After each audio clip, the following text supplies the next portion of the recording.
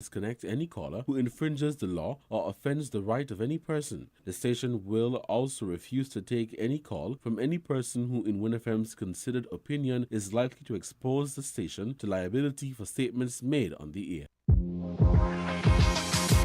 Welcome to Island Tea with your faves. Keep it locked in with us for your daily dose of hot tea only on WINNMedia 98.9.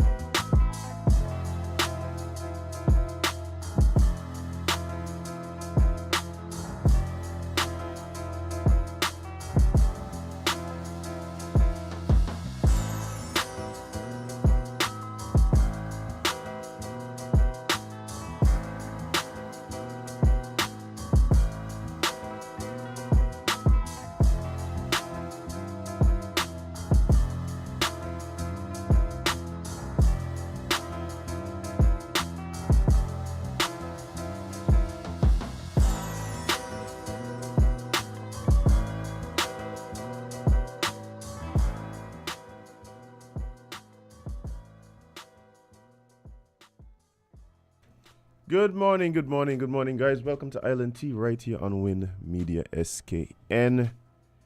It's Tuesday, terrific Tuesday, December 20th, and you're here with your faves, me, Azem. And of course, back with us today is Jade, Gwen, Idita, CPL, Martha Stewart, Johnson. Good morning, Jade. How are you doing?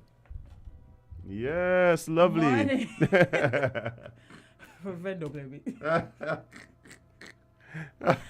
I am alive. I'm alive. I like that for you. I'm fairly well, but I'm alive at least. I like that for you. Yeah. Small mercies. Nice. Well, Jade, the people missed you yesterday. I missed y'all too, honestly. Yeah. Sometimes you gotta take some time. Sometimes you gotta take some time. I understand. But it's Tuesday, Jade. Wow. See, usually when I see you for the first time in the week, It's Monday. and usually I ask you like how your weekend was. Let's not do that today. Let's not do that. You know that skip card in Uno? Skip. Yeah, let's use that today. Yeah. I mean, the funny thing was yesterday, I was talking to the sippers and I was telling them, hey, big up to the sipper that met me in four-way bar yesterday. I don't know his name. In what? A four-way restaurant, sorry. What's that? Upstairs where Oh, yeah. I Yeah. keep forgetting that's what you call it. yeah, big up Julissa now. Mm-hmm. But big up to the sippers that healed me up yesterday. But I was talking yesterday to the sippers. And I think at the end of the show, something triggered me, brought back thoughts of something that been going on, something I've been thinking about lately, really. Mm-hmm. Which is just like around this season. It's like, man, I feel like I've been facing a lot of death lately. Yeah, like I feel like I've been like within my circle, people around me. Like I was at a particular event the other night, and like the person was like standing next to me. Like I just happened to turn around, and they were like bawling long waters. Like so much, I just tell them like, look, hey, just stop what you're doing, take a minute, compose yourself. I think they're gonna maybe like take a walk or something, away from people. They're just gonna sit down on the ground. Listen, sometimes they can't walk. Sometimes you just need to sit down. Mm-hmm. You just need to sit down. And once the person composed themselves, they told me that they had just gotten the news that a friend had passed. Right? Saying by like this is Christmas season, and sometimes we don't remember like during this time when everybody thinking about like festivities, looking forward to carnival, looking forward to food, friends, family. Because it's generally a happy time, right? Generally a happy time. Or at least we try to make it that. That is, people are sometimes dealing with traumas that happen around this time, right? I'll be honest. December will be a rough time for me too. Me too. Yeah, December will be a rough time for me too. But you find ways to cope and deal, and time is one of them things that has helped you like figure that out. Yeah. Right. Just But this morning I was thinking about actually. Yeah. Yeah, I was like, December usually a traumatizing time for me, but at least I was going to the new year feeling fresher. Like I always feel like going into the new year, I release some of the baggage that may have been causing me some of the traumas or stress or whatever it is. Yeah. It always happened. I don't know why, but it always happened to me in December. Yeah. And January fresh. Yeah. So what I've been thinking about is just that, we don't know. We don't know who's gonna be here tomorrow. Nope. We don't know how what we do today impacts how we feel moving forward if the undesirable happens. And I start thinking about family time together, and it's like they have some people out here, Jade. They vex with people. I'm talking particularly family now. Go ahead. Cook. They vex with people, they don't even remember what they vex for. You can't even remember what they beef about. You just know you ain't like them. And they're talking sometimes close family, mother, brother, sister, auntie, and these things are filtered down, and you try to pass on your baggage that you can't even remember. To the new generation. To your children, to the rest cousins, and them kind of thing. Sometimes they don't even listen. Sometimes them training, you and auntie could be for your one, but me and my cousin gonna be good. Yep. And let me tell you something. I understand that there are times when people have proven themselves to be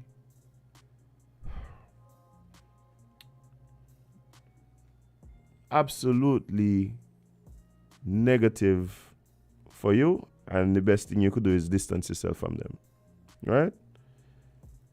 There's some people that it's just best that for my mental health and peace, you distance yourself away from them.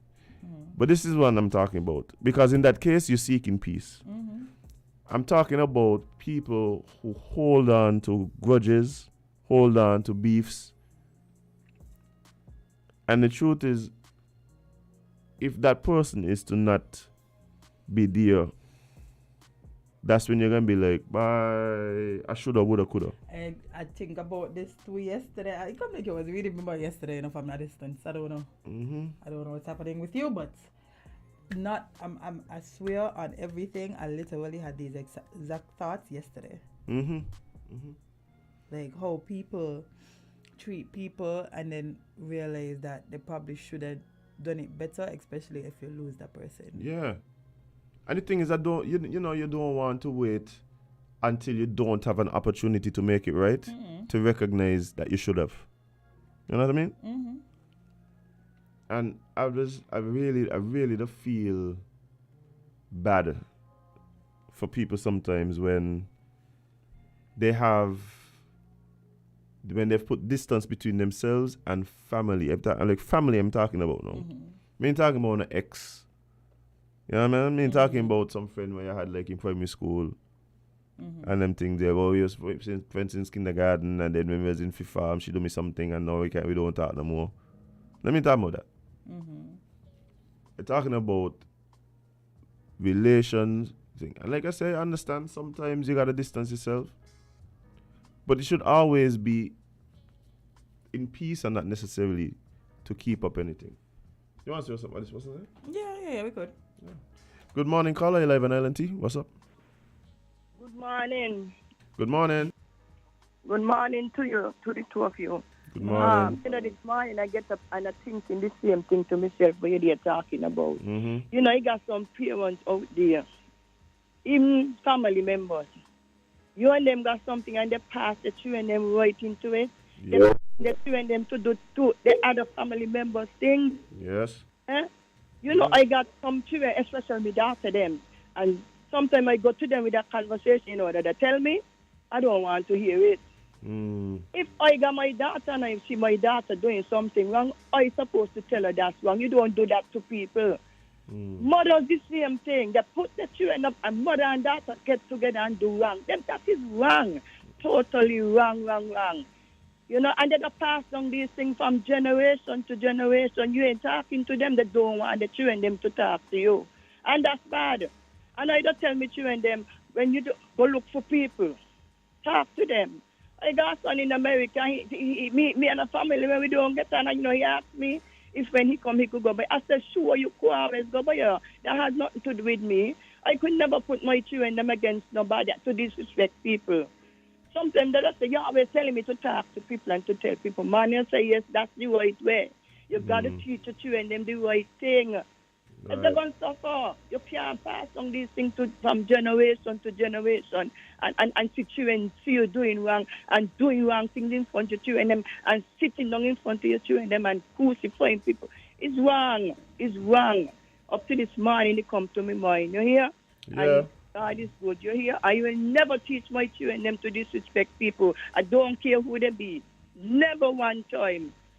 There are people that say, Miss, you do a very good job with your children. When I gone to the school in America, when they're in this class, the teacher they said the only how they know that children in the class is when they're in the class, if somebody pass a joke and them children will laugh. They had no problem with one of my children to disrespect neither teacher nor nobody. And some parents, they're proud of it.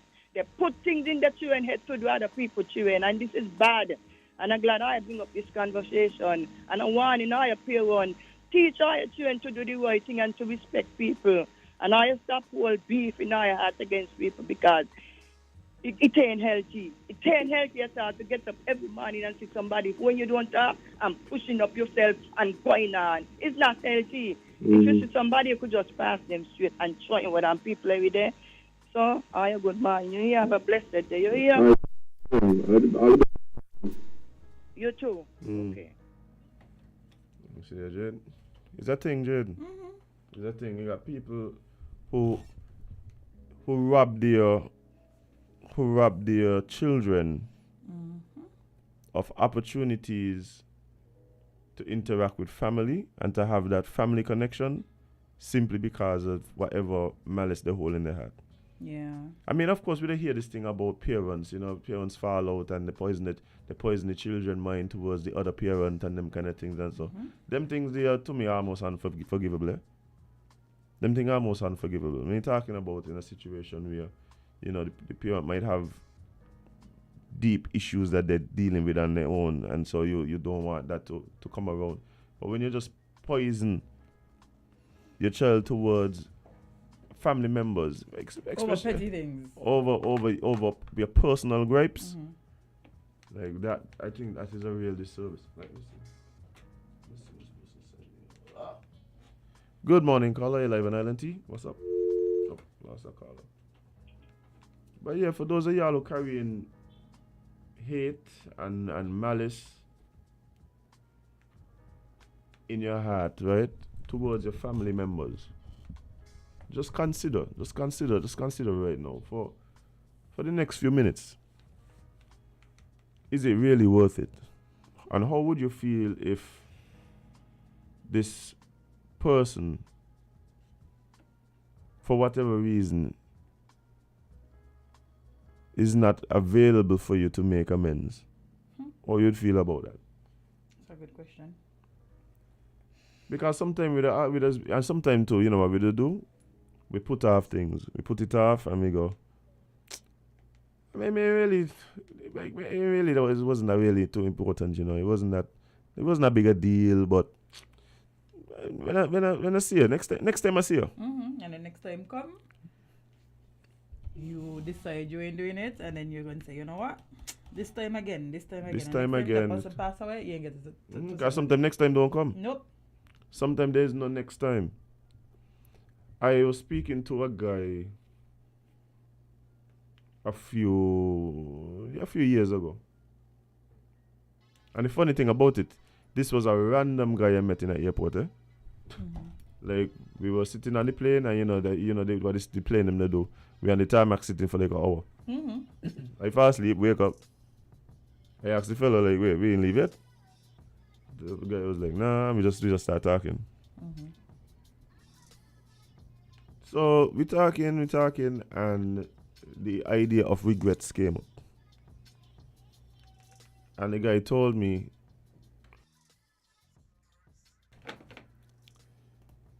and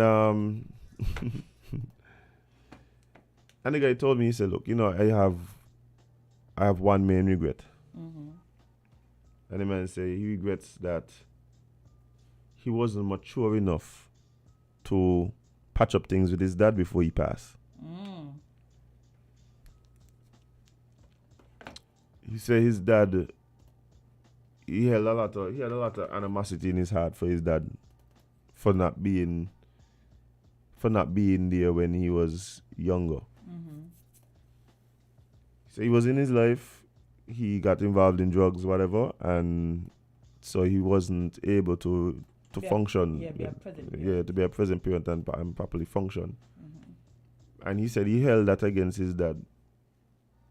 Even after his dad had gotten clean and tried to come back in his life and whatever, made attempts, apologized and all that kind of thing, he held on to it. He said until now when his dad passed, he felt bad. But he said the problem is that as he's gotten older and he's recognized his own faults, it's caused him to recognize that his father was just a human being with his own faults as well. And so he feels worse and worse and worse.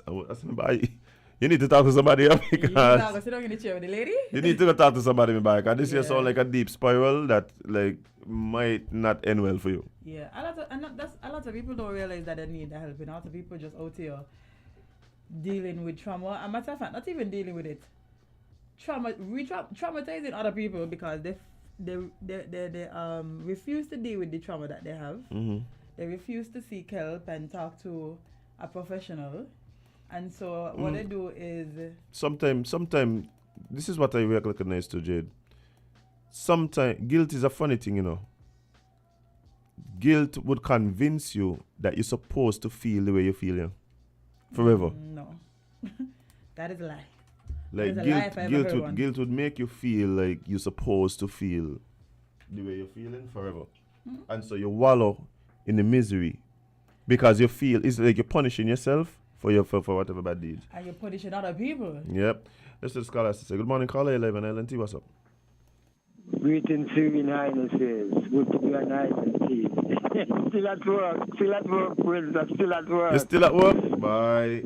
You're grinding. You're grinding. Don't relieve me yet, but that's what the thing said. Yeah, man. Yeah, Yep, man. some cock support behind me. Yeah, man. Over to the next side of the street. We're listening to your reasoning. It's deep. It's very deep. And we pray that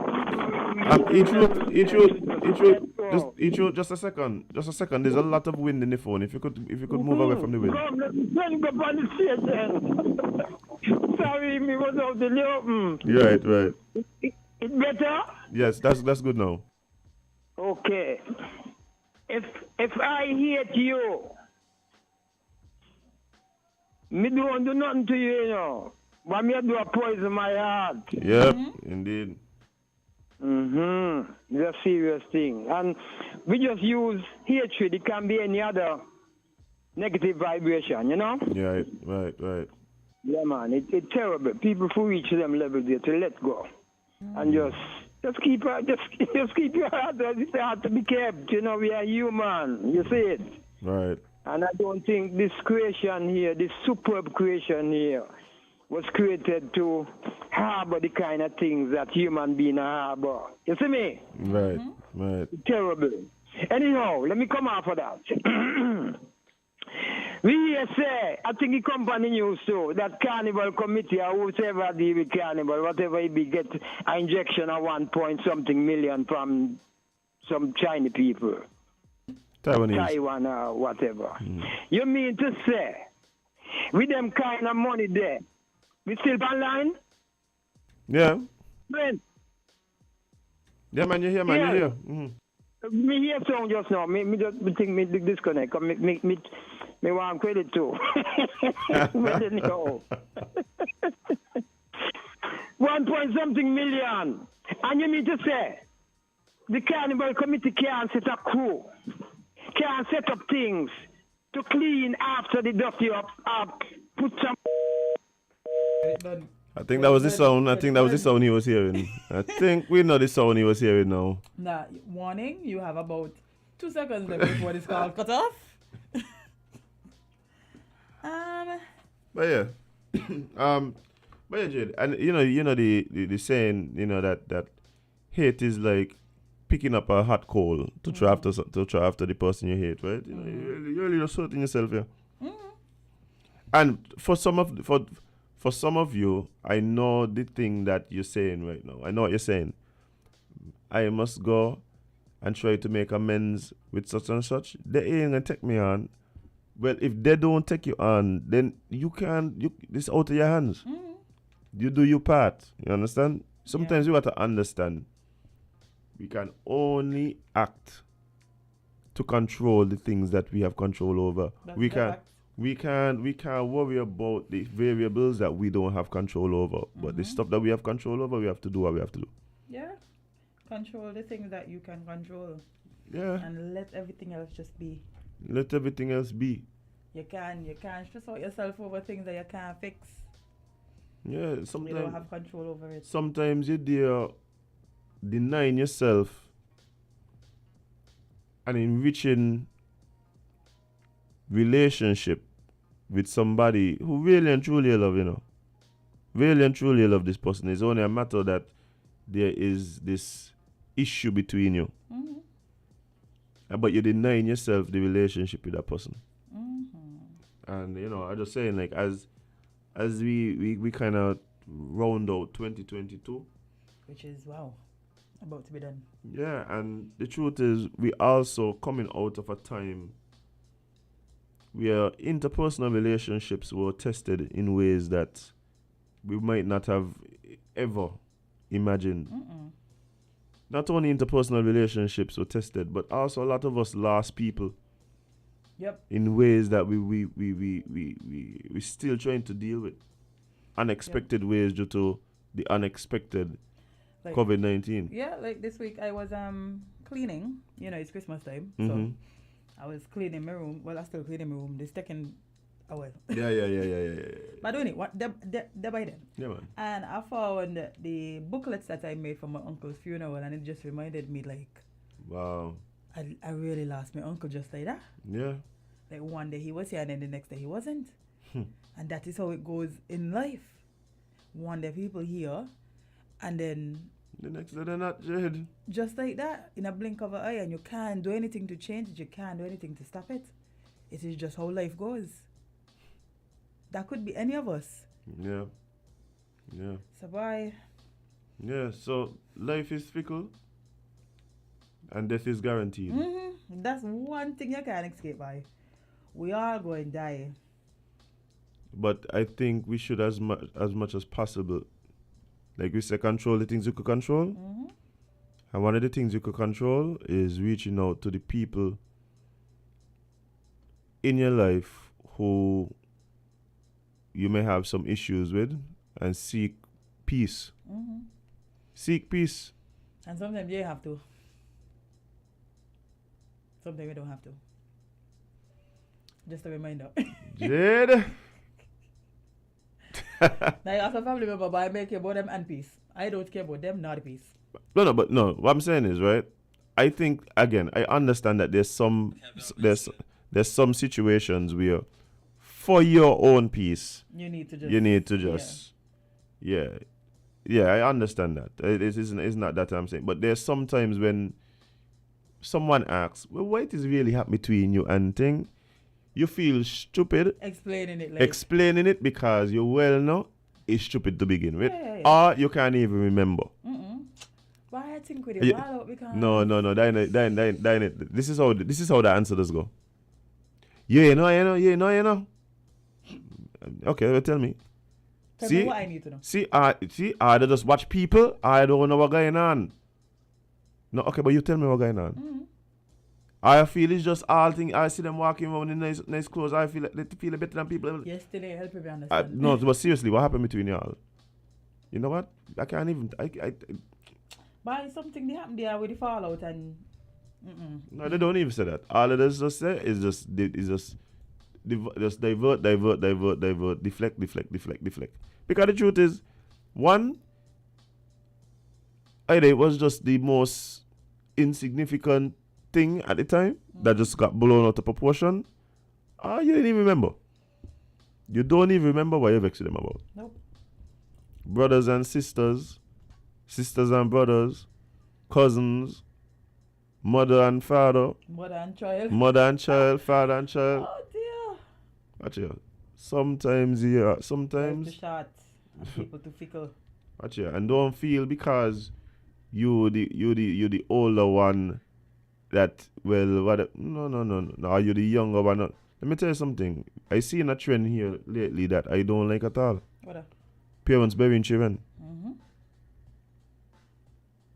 Parents burying the children. It's supposed to be the way around. Supposed to be. But things are everything. Though bad, that's the enemy. So let me tell you all something. Like, take the opportunity while it exists to make amends and make things good between you and your loved ones. Just take it from me. Christmas season, don't go into the New Year with no gripe. Don't go into the New Year with no feud. Don't go into the New Year with this kind of animosity towards your loved ones. Start it out. Indeed. Start it out.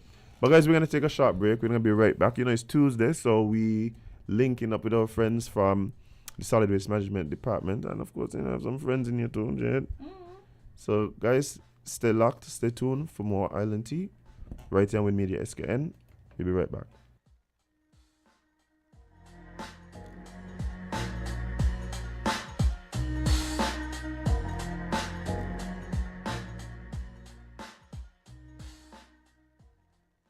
If you say you love your little dear country, try to do something positively. Be a watchdog for the environment. Don't leave everything to the government. We dump our garbage anywhere, lit on the streets everywhere. Our behavior is telling me that we really don't care. Take some pride in your country. Volunteer to clean where it's dirty. Tourism development needs a healthy environment. Whenever we litter, we threaten our survival. So those who engage in it should be treated like criminals. So don't be afraid at all if they call you an informer.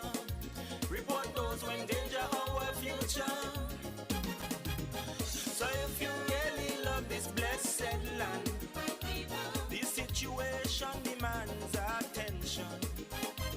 Think about the future generation. Do what we can to preserve this island. The laws for littering we must enforce. We have to let justice take its course. If you are a proud citizen, you have the right, you have a reason to save this land from destruction. You have an obligation to become involved in anything which affects this nation.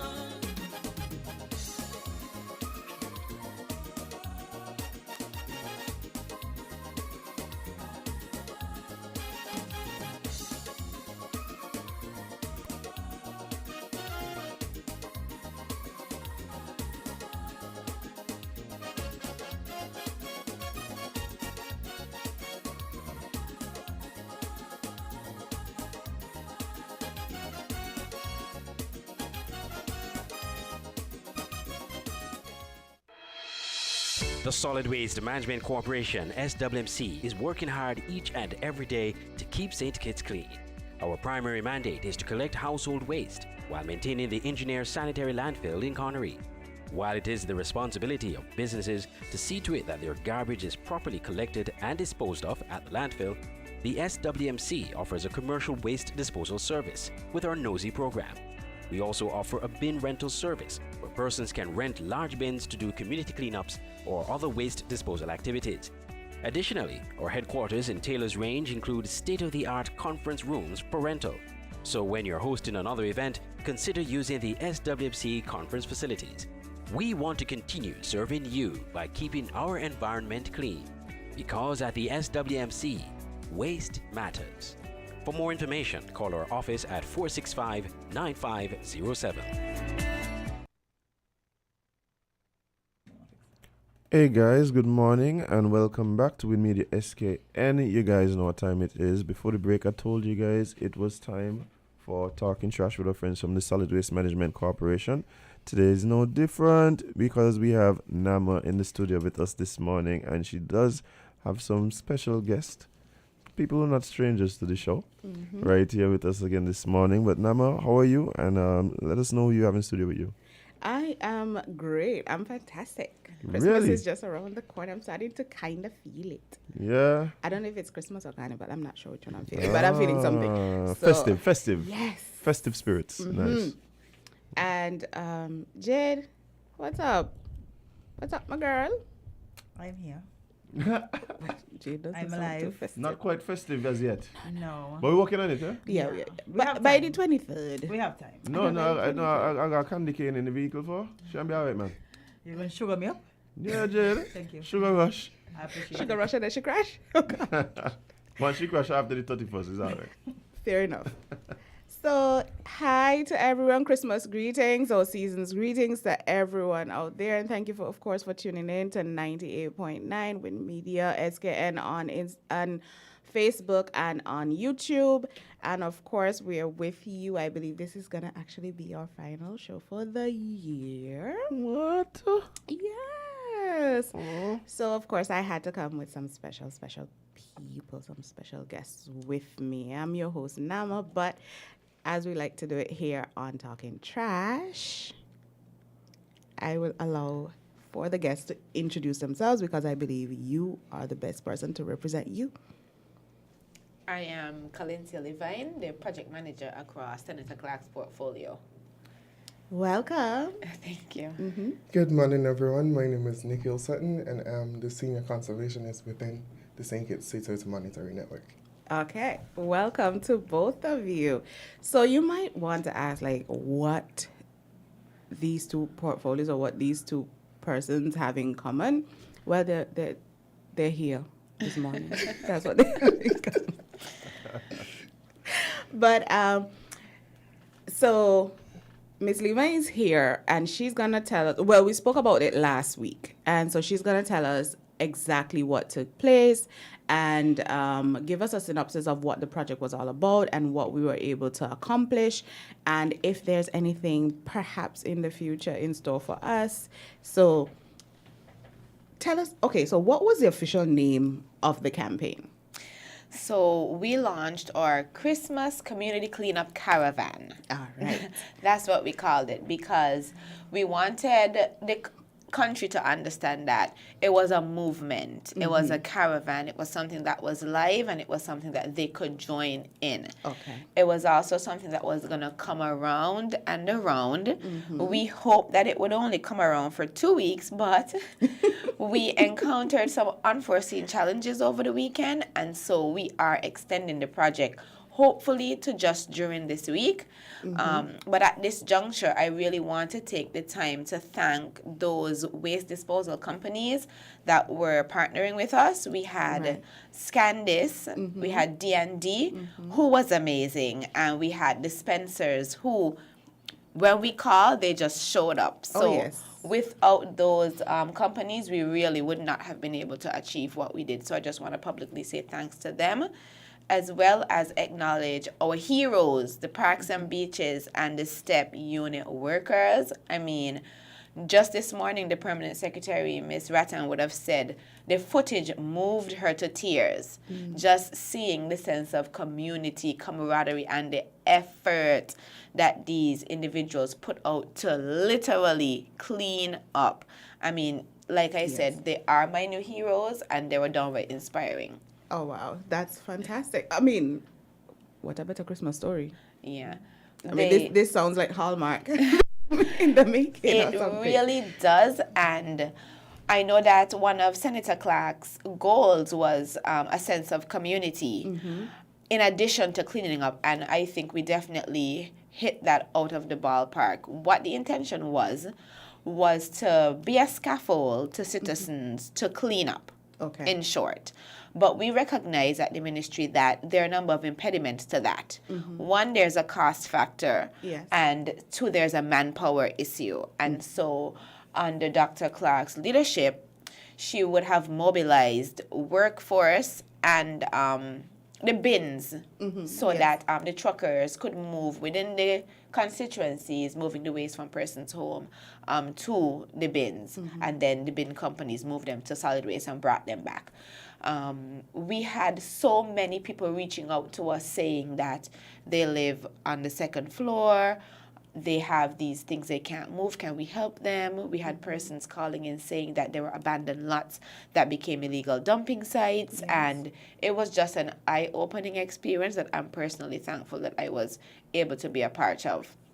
Like I said, we had some unforeseen challenges, and I'm sure the bin companies also, I don't think they ever had the type of movement that, they had over this weekend. And it's been they have some experience. It's been a while, but they do. They've had, and they usually step up to the game, but sometimes because it's such a short space of time, the volume or the time frame to be able to carry the bins, bring them back, etc., that takes a lot. So, what I want to point out that was unique about this program, this campaign, in comparison to others, is we had multiple bins in all the constituencies simultaneously. So that, takes a lot of strategic planning. Yes, we had truckers in all the constituencies. We had movers in all the constituencies at the same time. And we also had cleaning of green spaces and protected spaces at the same time. And so once we started calling the companies to have the bins dumped, and dumped. It was a lot. It was overwhelming. Yeah. So we do, again, want to commend them and thank them for partnering with us. And you're talking about private companies stepping up. You're talking about STEP, which is, of course, government stepping up. You're talking about parks and beaches. They always step up. Parks and beaches when it comes to cleaning. They must be always commended for that. And then, of course, you're talking about Dr. Clark's team stepping up. How were you guys able to bring all these different stakeholders and have them actually do what they were supposed to do on time, etc., and so forth? You would have had a team, and I know you sort of commended everyone else, but your team, yourself, first of all, let me commend you because you're the project manager. First of all, let's comment Dr. Clark. I mean, because it is her portfolio and so forth, but she would have left it in your capable hands. And your team members, how were you able to actually ensure that everyone stepped up to the plate?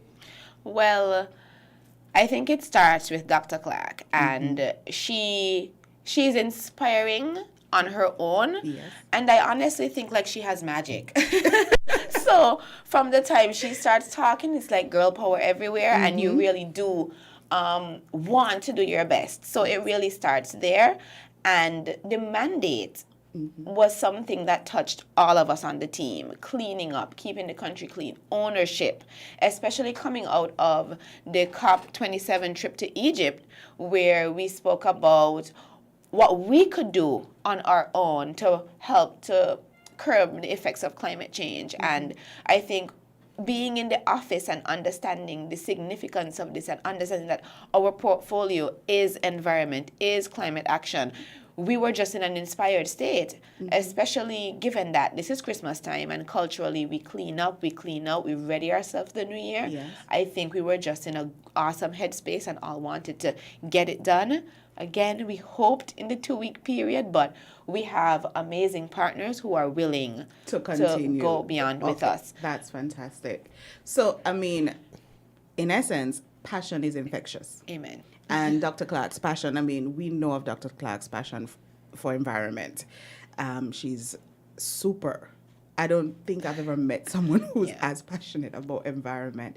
But it's not just being passionate about environment. She's able to translate that and sort of create a plan of action that everyone can understand, that's comprehensive, and that everyone can get on board and realize that I don't have to know every single thing in order for me to play a part. And I think that's very important. And for Christmas time, for all of us to be able to know that I played a role in the cleaning up of the entire country, I think that's significant in on itself. We have footage of our communications officer, Nisha David. She would have done interviews during the weekends, and we have members of the team, Parks and Beaches and Steps, saying how proud they were to participate. We have residents saying how meaningful the actions of the team members were to them.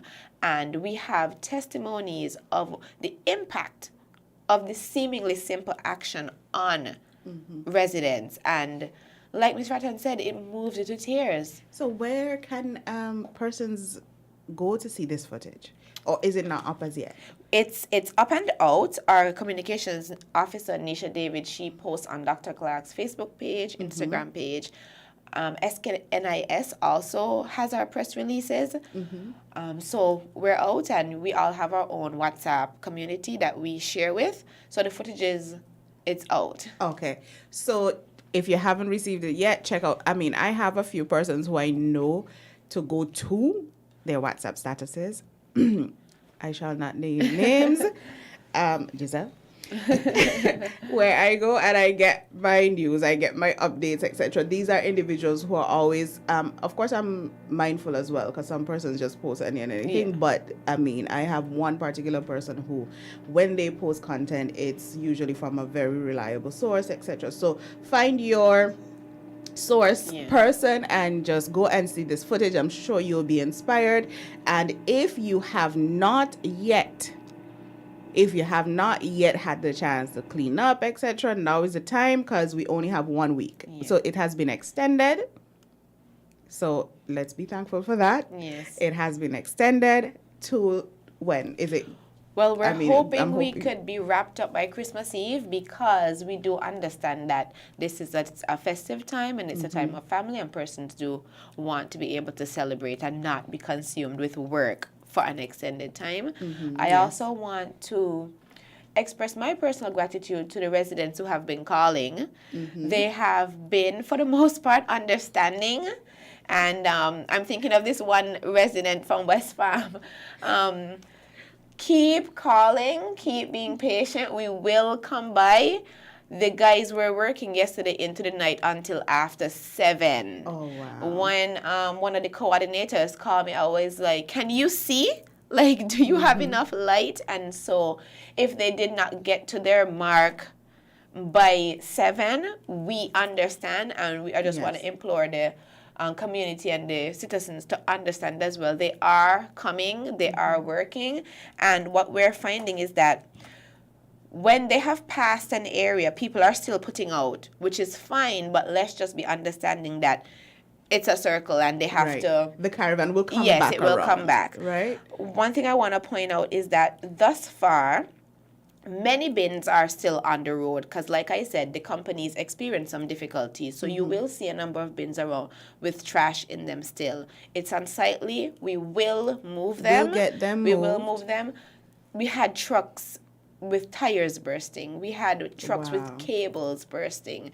We had a lot of challenges. So just be patient. And I want to point out that the Solid Waste Management Corporation would have reported that this caravan has accumulated 200 tons of garbage thus far across 100 bins, and we're not done. There, like I said, there are many bins still out, and the caravan is still moving. 200 tons of garbage. That's a lot. Persons we had as a country just there impeding our health, not having our environment being at its best. So good job, everyone. Yes.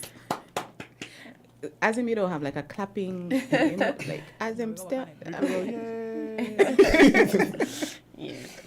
Yes. But the other thing is that we at Solid Waste Management Corporation are getting a few calls because, every time persons hear waste, they think solid waste, of course, and that's okay. But what contact numbers can individuals call so that they can get further information or know exactly? Because we are participating, but we don't know the every minute or every hour movements. So what numbers can they call to get that information? So persons have been calling my personal phone. It's not a problem. Not a problem at all. And I'm happy for the friendships I've garnered thus far. But the numbers to call are 467-1176 or 467-1579 or 467-1576. Okay, just call out those numbers for us a bit more slowly again. 467-1176. I think that's my direct line.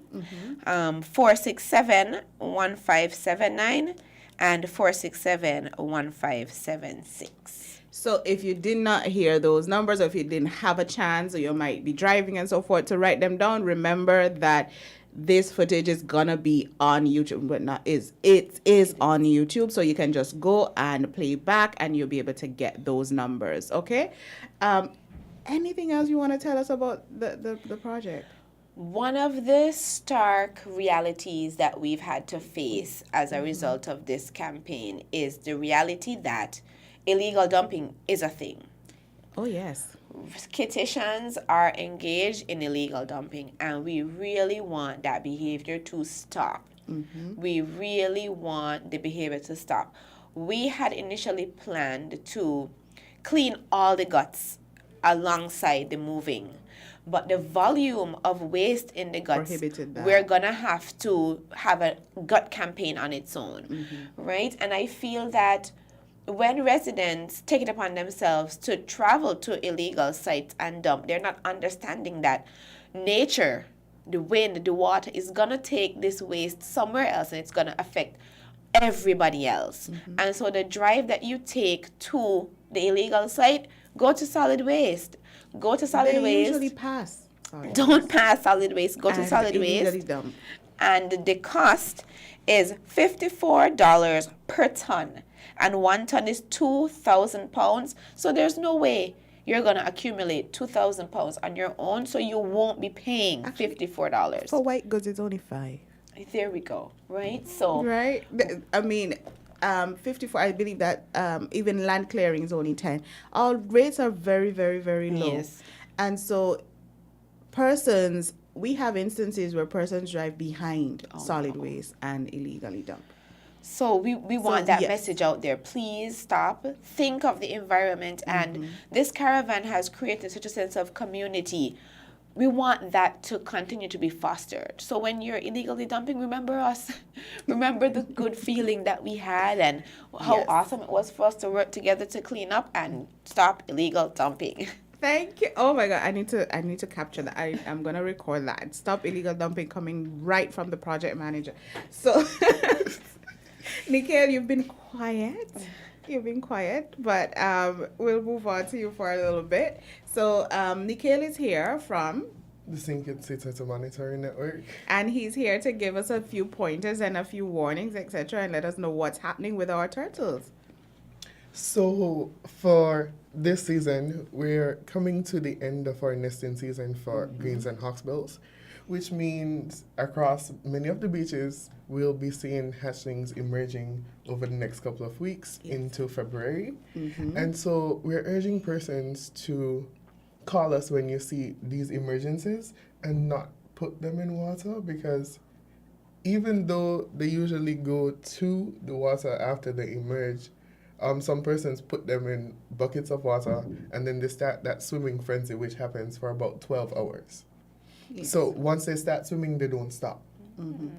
And so it's important that you don't put them in water, but you call the hotline number, and if the person is minutes out, they could give you a few instructions as to what to do until they get there, how to care for these hatchlings, how to protect them, how to help them to get to the ocean without having that actual contact with them.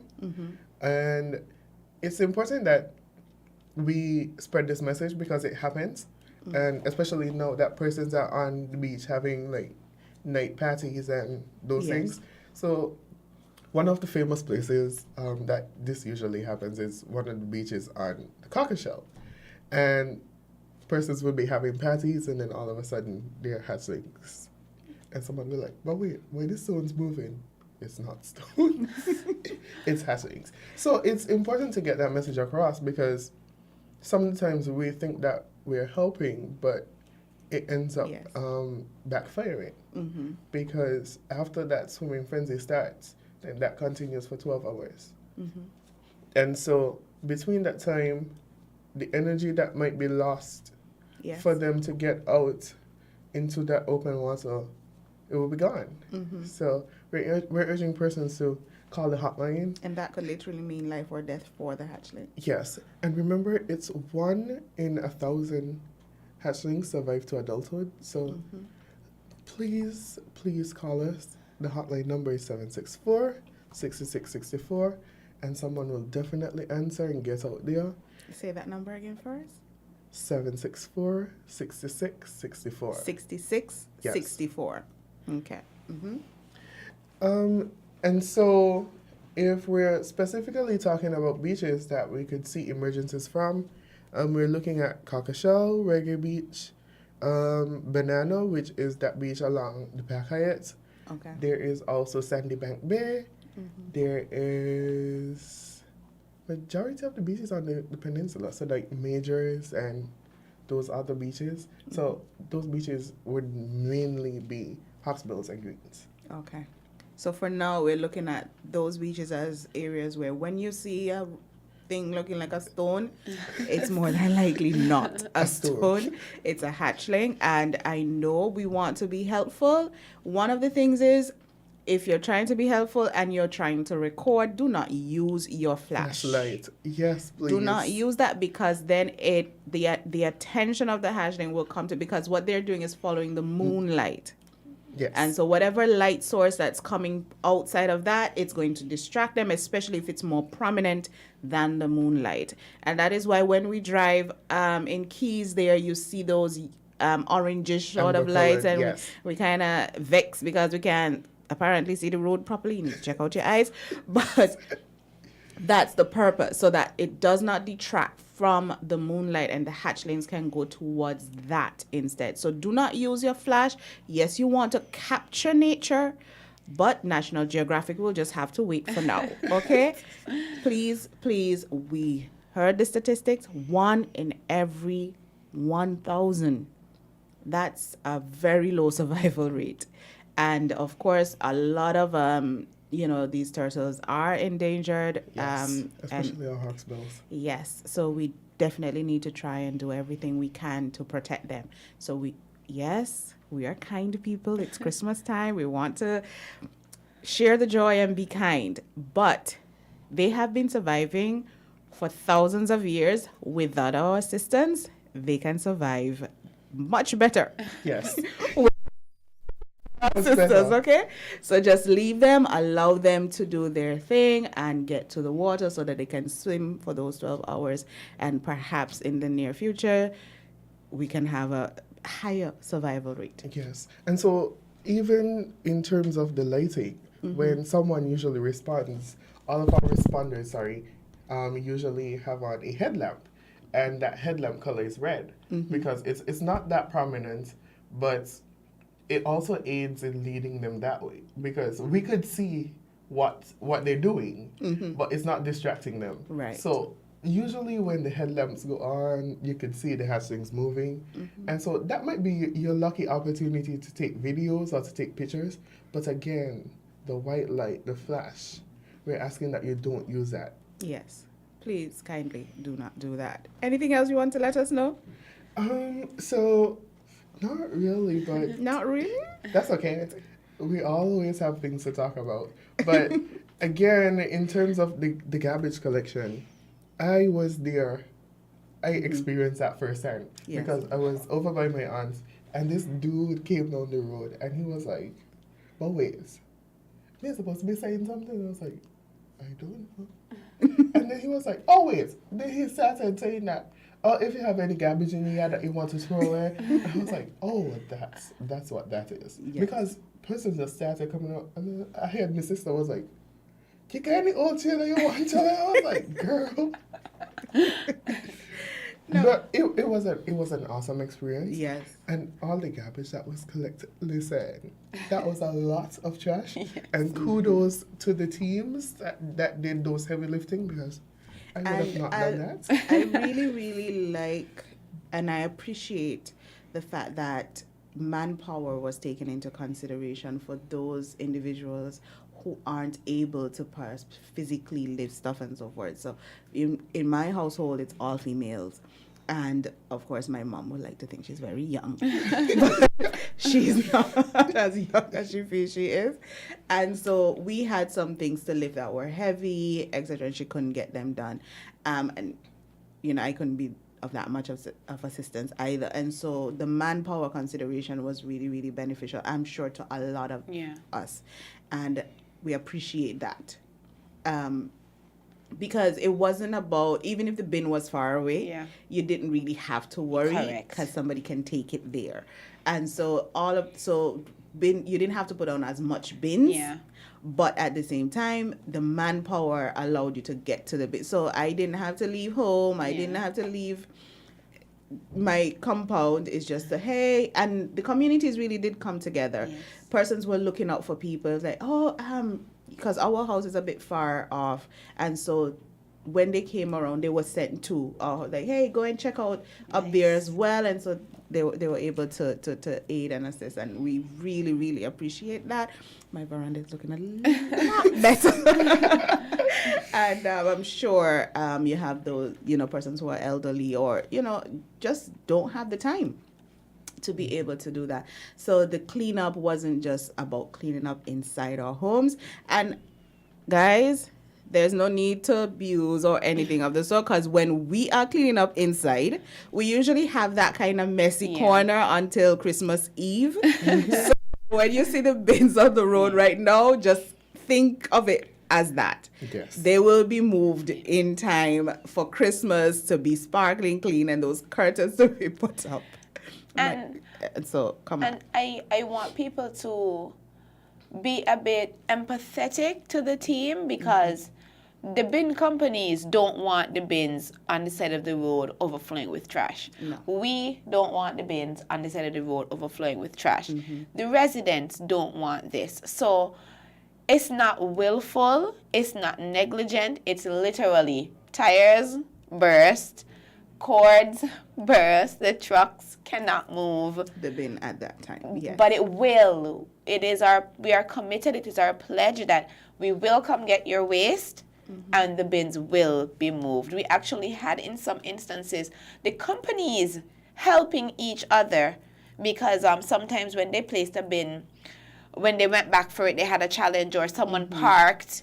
Right. And now because this other vehicle is parked, you couldn't get to the bin. And we had the companies working together across, their own private because lines. They understood the mandate. They understood. So just be patient with us. We will move the bins. And another consideration is, the bins go from the various constituencies to solid waste. Yes. So you have to factor in that drive time for these heavy machinery.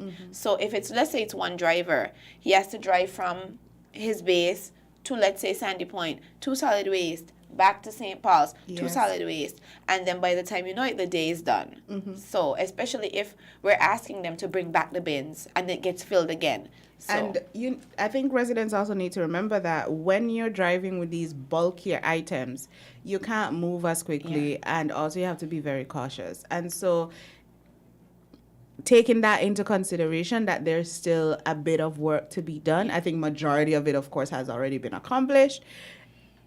It has been extended for an entire week. So just capitalize on that. We need to be grateful that we have gotten this opportunity. Think of what it would have cost you personally to get it done. And you don't have to pay for that. So that's a Christmas present. That's a Christmas present. I mean, that's a good Christmas present. You have a clean environment, a healthy environment, and on top of that, you were able to help the environment. Thank you, Dr. Clark. Yes, thank you, Dr. Clark. So, I mean, our senator is pro-environment and with good cause. And so climate justice, climate action, everything like that. And I really do encourage you to listen to her speeches when she does make them on different platforms. You will definitely be inspired. And from that, just learn a bit more about climate action and climate justice, because at the end of the day, we are a small nation, but we are affected. And so we need to understand individually, what can we do to ensure that we protect our little home, our little island, my beautiful SK. Okay, so any last words? So I would just like to take this opportunity to say thank you to those organizations. So there's been a number of organizations that have been doing beach cleanups over the past weeks. Okay. And I just want to say thank you so much for the work that you've been doing.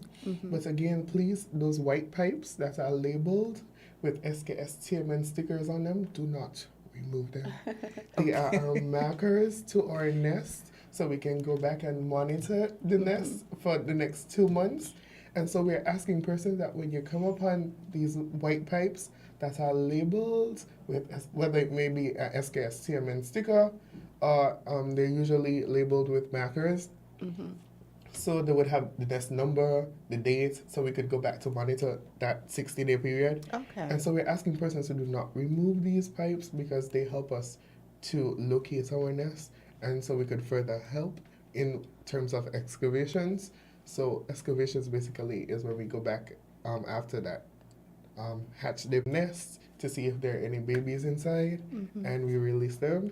And then we do an egg count to see how much hatch, so we could then have numbers in our database in terms of hatch rate success, and if it's going up or if it's coming down. So when you're on the beach this season, please don't remove our markers, and thank you Please so don't much. remove the pipes. And remember to take your garbage with you. It's so important. Kindly. Because if we take garbage from one spot, but we're putting garbage in another spot, remember, garbage does not stay where you put it. No, it does not. It does not.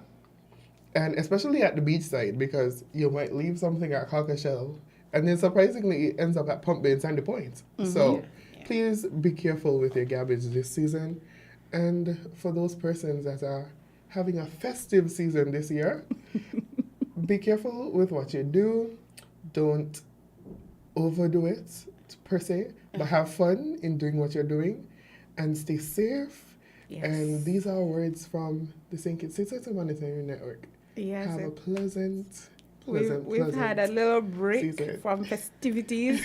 So I know we want to come out hard and strong, but we still need to be, of course, careful, mindful, and safe. And definitely, I'm going to say this on air, leaving the best for last. Yes, I receive. My parting words will be twofold. One, please stop illegal dumping. Amen. Please stop illegal dumping. I second that motion. And finally, again, I would like to commend highly the Parks and Beaches and the Step Heroes who have been with us, toiling, serving, and literally keeping us healthy. Thank you so much, guys. Okay, I couldn't have said it better. And with that, I would like to bid everyone a happy Merry Christmas and a very, very awesome and carnival-ish New Year. And I will see you guys, God spare our lives, next year right here on WINNMedia SKN 98.9 Win FM, right here with Jade and Azem. And of course, next year, I will definitely be inviting you both. I am sure we have a lot of projects that we can definitely be, partnering with, as we are tea sippers, we're trash talkers. But, our tea sippers, our trash talkers are definitely environmentally friendly, and they're always listening out for what projects, etc., are taking place, and they're always willing to participate and to help and assist in any way. And so with that, I think Jade and Azem, Jade definitely is more of an enforcer, Azem, I think, does more of the investigation. And so I think everyone, the entire nation thanks you. And these sort of initiatives, I think, will go a long way in helping us to achieve those mandates and sort of keep those mandates that are so important to our survival. And so with that, everyone out there, Merry Christmas. And don't forget, illegal dumping is not a good thing, so stop it. But waste matters in so many ways. Just ponder on that until we meet next time. Waste matters. Bye-bye, everyone. Love your little dear country. Try to do something positively. Be a watchdog for the environment. Don't leave everything to the government. We dump our garbage anywhere. Lit on the streets everywhere. Our behavior is telling me that we really don't care. Take some pride in your country. Volunteer to clean where it's dirty. Tourism development needs a healthy environment. Whenever we litter, we threaten our survival. So those who engage in it should be treated like criminals. So don't be afraid at all if they call you an informer. So if you really love this land, this situation demands attention. Think about the future generation. Do what we can to preserve this island. The laws for littering we must enforce. We have to let justice take its course. If you are a proud citizen, you have the right, you have a reason to save this land from destruction. You have an obligation to become involved in anything which affects this nation.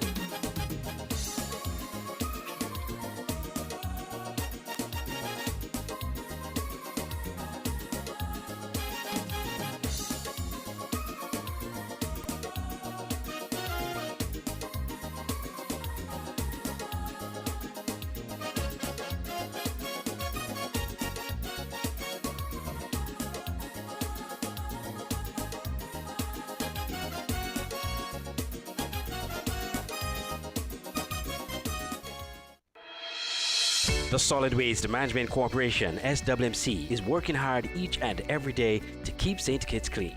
Our primary mandate is to collect household waste while maintaining the engineer sanitary landfill in Connery. While it is the responsibility of businesses to see to it that their garbage is properly collected and disposed of at the landfill, the SWMC offers a commercial waste disposal service with our Nosy program. We also offer a bin rental service where persons can rent large bins to do community cleanups or other waste disposal activities. Additionally, our headquarters in Taylor's Range include state-of-the-art conference rooms for rental.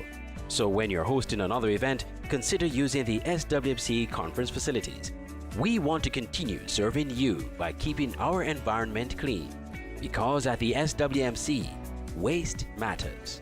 For more information, call our office at 465-9507.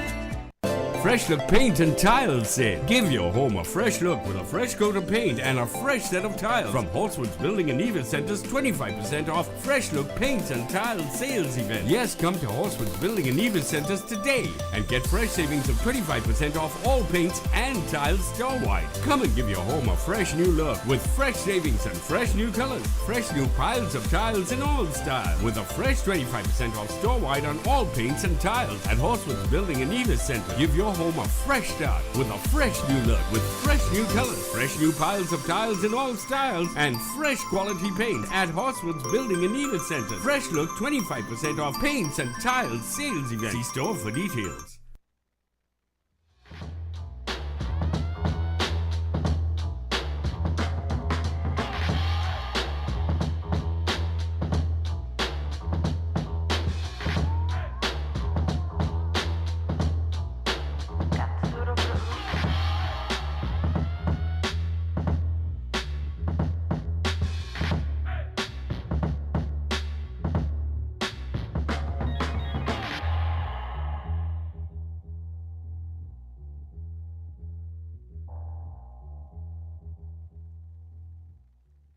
Hey guys, welcome back to Island Tea right here on Win Media SKN. Jade, it's Terrific Tuesday. Is it? Yeah. Okay, just asking, just checking. Yeah. Sure. But guys, we're gonna jump back into some tea time. Right here, and I know Jade has some lovely conversation for us to get into. So Jade, talk to us. What's happening? Well, yesterday, unfortunately, I missed it because I wasn't feeling the best, so I didn't get to see all the people them glowing in the parade. However, I was scrolling the socials as usual, you know. Yeah.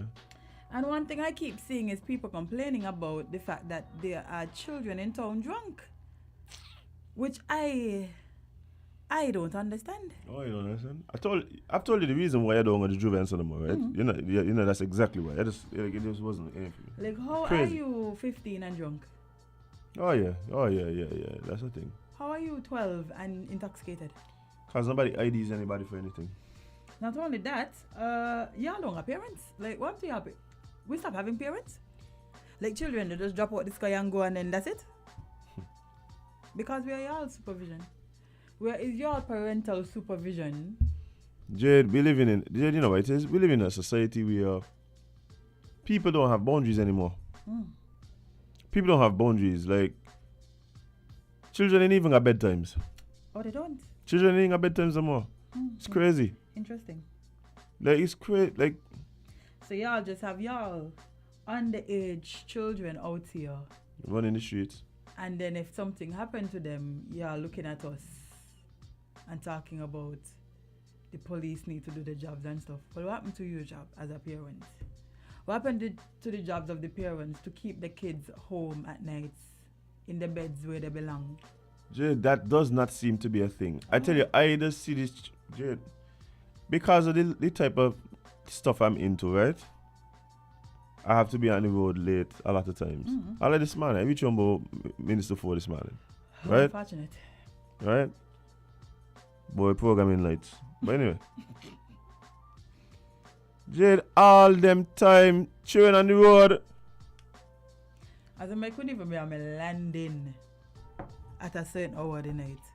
I may talking midnight and so I talking like 8 o'clock, 9 o'clock. I couldn't even been outside of my house unsupervised.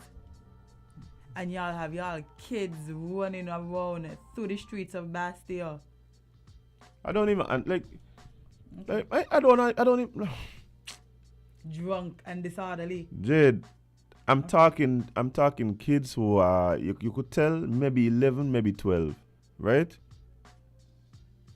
12 o'clock in the night in the jam on a truck. How? Like, man. The truancy office need a night patrol. Start to just gather these children and carry them somewhere. If you're on the street, the problem is parents they may not even miss them. Then you lock up the parent. If your child outside past a certain hour and you are not with them, not lock up the child, but put that child in a place where the parent has to collect them and then lock up the parent. Mm-hmm. Because ain't nowhere you have your underage child just outside drinking, partying like an adult, unsupervised. And then when something happened to them, you're wondering why we ain't stop. Sorry? Why who ain't stop them? Jade, this parents ain't care, Jade. Well, we know that. Parents ain't care. It's Like, obvious. It's obvious. they go about their business, left the children them. So the children them just go do what they want to do. Oh. That's what kind of the parents are home. Okay. Parents ain't going about the business. Yeah. I realize. Alright. This thing is crazy. It'll just be terrible. It'll be terrible. You ain't telling me, Azem. The fact that I keep seeing people on social media talk about this from since yesterday all night to this morning. Statuses after statuses of people complaining that they keep having to run into children on the streets, children bumping them and like what? Children ain't supposed to be in no sugar band jam in the night. Minutes to 11, 12, 1, 2, 3, 4. None of them times is supposed to be children time. Jade, Not adult time. Jade, the truth is, Jade, everywhere you go is children. Everywhere you go is children, Jade. That's the problem. Everywhere you go is children. And nobody does say nothing to nobody. So what happens now is just like they empowered and they emboldened and they take over. They take over. And let me tell you something. The problem I have with these situations is that it hints to a lack of discipline. Mm-hmm. And ill-disciplined children become ill-disciplined adults. The terrorists of the nation. Ill-disciplined children become ill-disciplined adults. But you can't control them when they're 9, 10, 11. They're out in the thing. They're giving you more bad than anything else. They go into the bar asking for drinks. You tell them, "Mama, boy, how old you be? You ain't look, but you ain't even look like you even studying for sexy yet. You know your colors? And the man give you bad word. Like, y'all got y'all kids out here barely dressed. Your young boys out here running up and down with drink and like. Don't even bother talk about that there, Jade. Me even. You see them things there. I don't even get too crazy with the children or the dress thing because they ain't buying no clothes. Not really getting on in the world, boy. What's Upstairs. yeah, upstairs. Yeah, sorry. We are on the radio. Oh boy, lovely interruptions in the morning. Yes. But yeah, the reason I just look. The truth is, the children are going to emulate the behavior that they witness, right? Mm-hmm. And they're going to be drawn to behavior that seems to get most attention and stuff like that because it's children, right? So I don't want, like, the truth is, they fall. A lot of things that they're doing, they falling. Is the parents' fault as them? No. In terms of having the children on the road all kind of time and thing, yes. But I think society in general, a lot of the things that we see that we not aren't for children, we display to children and we romanticize it, and we take great pride in it. So if we romanticize certain things and we take great pride in it, then of course children can do it. It don't matter that, like, we in our mind thinking that we are adults and we could do it, but all we're doing is saying that this is acceptable behavior. Yeah. Right? That's what it is. So, and then you add that to a situation where the child doesn't have boundaries to begin with, then it's just like, okay, well, what you expect? It's crazy. Like, you can't expect nothing else. It's crazy. I tell you, years ago, that's why I that's why I don't go Juve. For that same reason, I remember I was coming down the road, and I lean up on a car in a pile of vomit is about 4 children. Well, you just pitched down me so. Because that's what it was. They lean up on a car right there in front of nice establishment. right there, right on the opposite side of nice establishment. Man probably come down there, come throw some water in some flour. I want to know what's happening outside. Oh my gosh. And I knew one of them in particular. So I knew they were like around 16 at the time. Right? Mm-hmm. They were around 16. Some looked younger. Pass right out on the government street. And then the truth is that we glorify a lot of this, because people tell all the war stories about how they had to go get a stomach pump and thing, and we laugh and like, oh. And that never feel good yet, I don't know why that'll be funny, because that never felt good yet. Jade, being blackout drunk is not fun. Jade, funny, not. The things that we romanticize and laugh over, really and truly, is coping mechanisms, yeah, and we're trying to avoid shame. Mm-hmm. So what we do, we pretend as if it's something admirable. Mm-hmm. All we're trying to do is cope with the embarrassment of your stupid decisions. Mm-hmm. That's all it is. That's all. But then what happens is that because we romanticize it, and we put this behavior up on a pedestal, of course, then people who are looking on, future generations, can emulate the behavior. Because we pitch it as something good. Mm-hmm. We pitch it as something good, and until something terrible happened, and now with a big cry out, oh, protect the kids. Protect the kids. Why are you protecting? Oh, you've been Jade, protecting we've had situations at many one go back down and open up them kind of wounds, but we know of situations where young girls in particular have suffered the most horrific experiences and they're no longer here with us now. We know. Mm-hmm. We know. And there's, like you said, big public outcry. Mm-hmm. And then what gonna happen after that? Everybody just upset for the time, and then after that, it's back to the same behavior.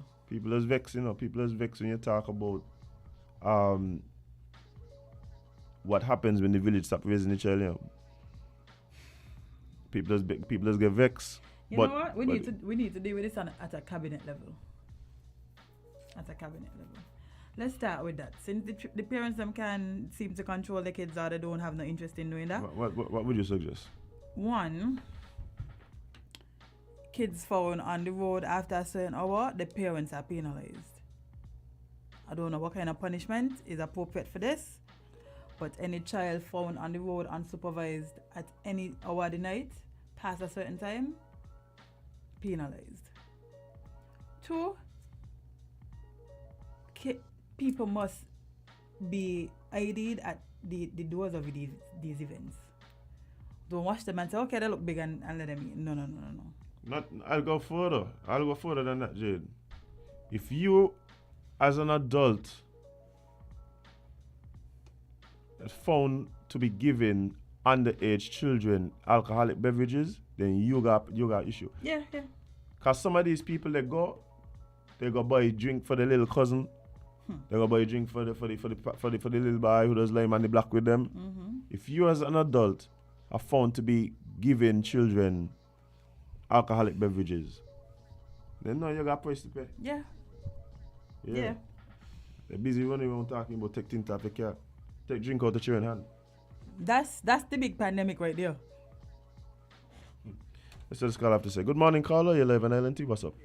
Sorry about the above pending. Me credit is done, yeah? Oh, that's what happened? All right. let me come off the street a little bit. So make the bike bust down, you know. All right. Me was on a point, yeah?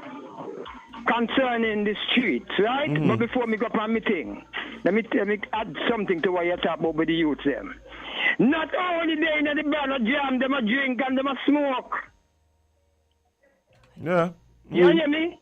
Yeah. And them one of the music truck turn in by Carnival Village, and they put security by the gate, and it's all look like all the certain people. You see what was going on? All the certain people who look like they connect with whatever, have on T-shirts or whatever could pass, got you, right? Right. It would look like it's something that's safe.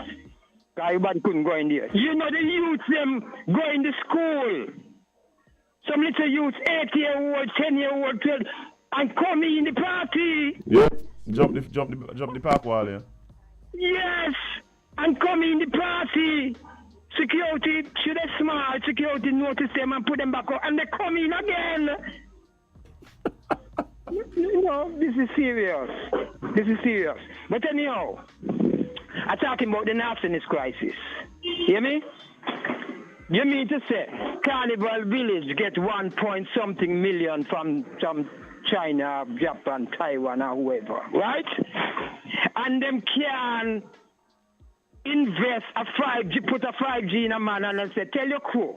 You see, as soon as blah blah done down a circus and the road come up, so wherever them people here go do them sitting on a clean up. Broad daylight, the place stink all in front of no. We used to beg, keep in front of the place clean till me see him put some Spanish people there clean it, you know. But anyhow, I mean, why these people keep dropping the ball when it comes to keeping our environment as it ought to be kept? A superb human being. Why they make it look like black people nasty? This is tourist season, you know. And me have to laugh, you know. Me say it one line? Yeah, man. Yeah, man. Okay. You know what I noticed? Well, I commend them for that, but they still remember the ghetto. When tourists boat in, you know, the cleaners, them who clean in certain areas, you know, them dismiss them areas, they are gone up tongue.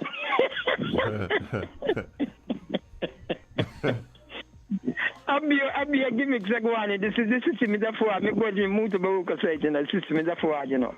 Well, we have the senator in charge, you know, the princess, Miss Clark. All right, man. Environment. And me she gonna have it all ding down. Cause watch here. We no nasty people, you know. We's not no nasty people. And we cross pan camel back or whatever, move away upon sea and reach Europe and teach other races cleanliness and teach them how to even bathe, you know. And we do this, you know. And we continental African people do this. How we not get so nasty? Big up clean people. Indeed. I mean to say, the road, hey, broad daylight, me take a walk, me make sure somebody up on my job. Yeah. I know what? Me don't want me boss see and call me careless. Cause right now me boss said that. Anyhow, hey, me want to change the conversation when me talk about me boss, you know. Because the boss take vaccine, me notice certain things me boss, you know. So, hey, some people have forgot to pay for this corona thing and this vaccine thing, you know. Yeah, it should. Well, hopefully somebody listening and recognize that they're gonna need to put something in place. I know usually, the wardens would, especially during carnival time, would clean up before the morning time. But another drop of the ball. Like this morning, man, from down circles come right up to might right have been a up, drop of the ball for sure. Yeah. Aside. Oh, these people can be moving some, man. Just get a cool. Last year, Trump and they me see Kiki, and he call me, give me job too. Me going to clean up road. I want to tell you, now, me not like clean behind nasty people, you know.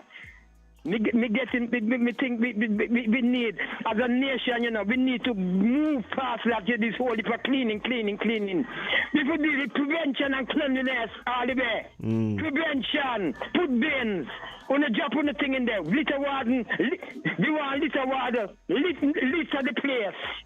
Litter water, enough. Hey, what your name? Police are with them. I mean, why they can't insist on making sure that these things is working? Eh?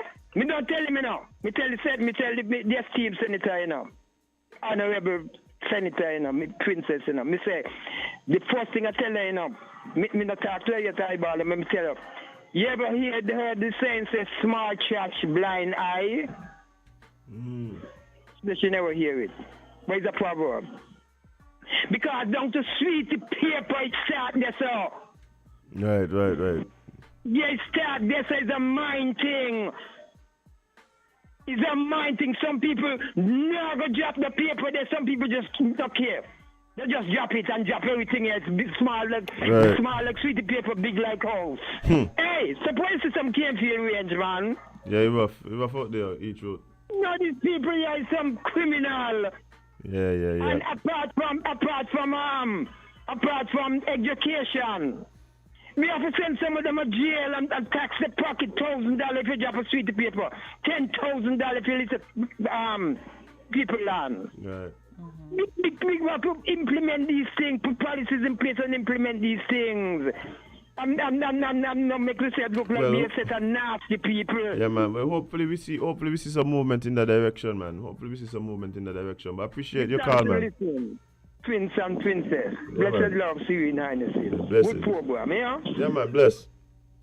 So we just listen, we still online, so we just listen solid ways. Eh? Yeah, you drop in. With them guests. We want to talk to the lady that you know, caravan business. But we have to move on to something else. So thanks a lot for your contribution, bro. Quickly. So yeah, man. We have to move this thing where they got both waste matters. Waste which matters. Cleanliness matters. Blessed love. Blessed love.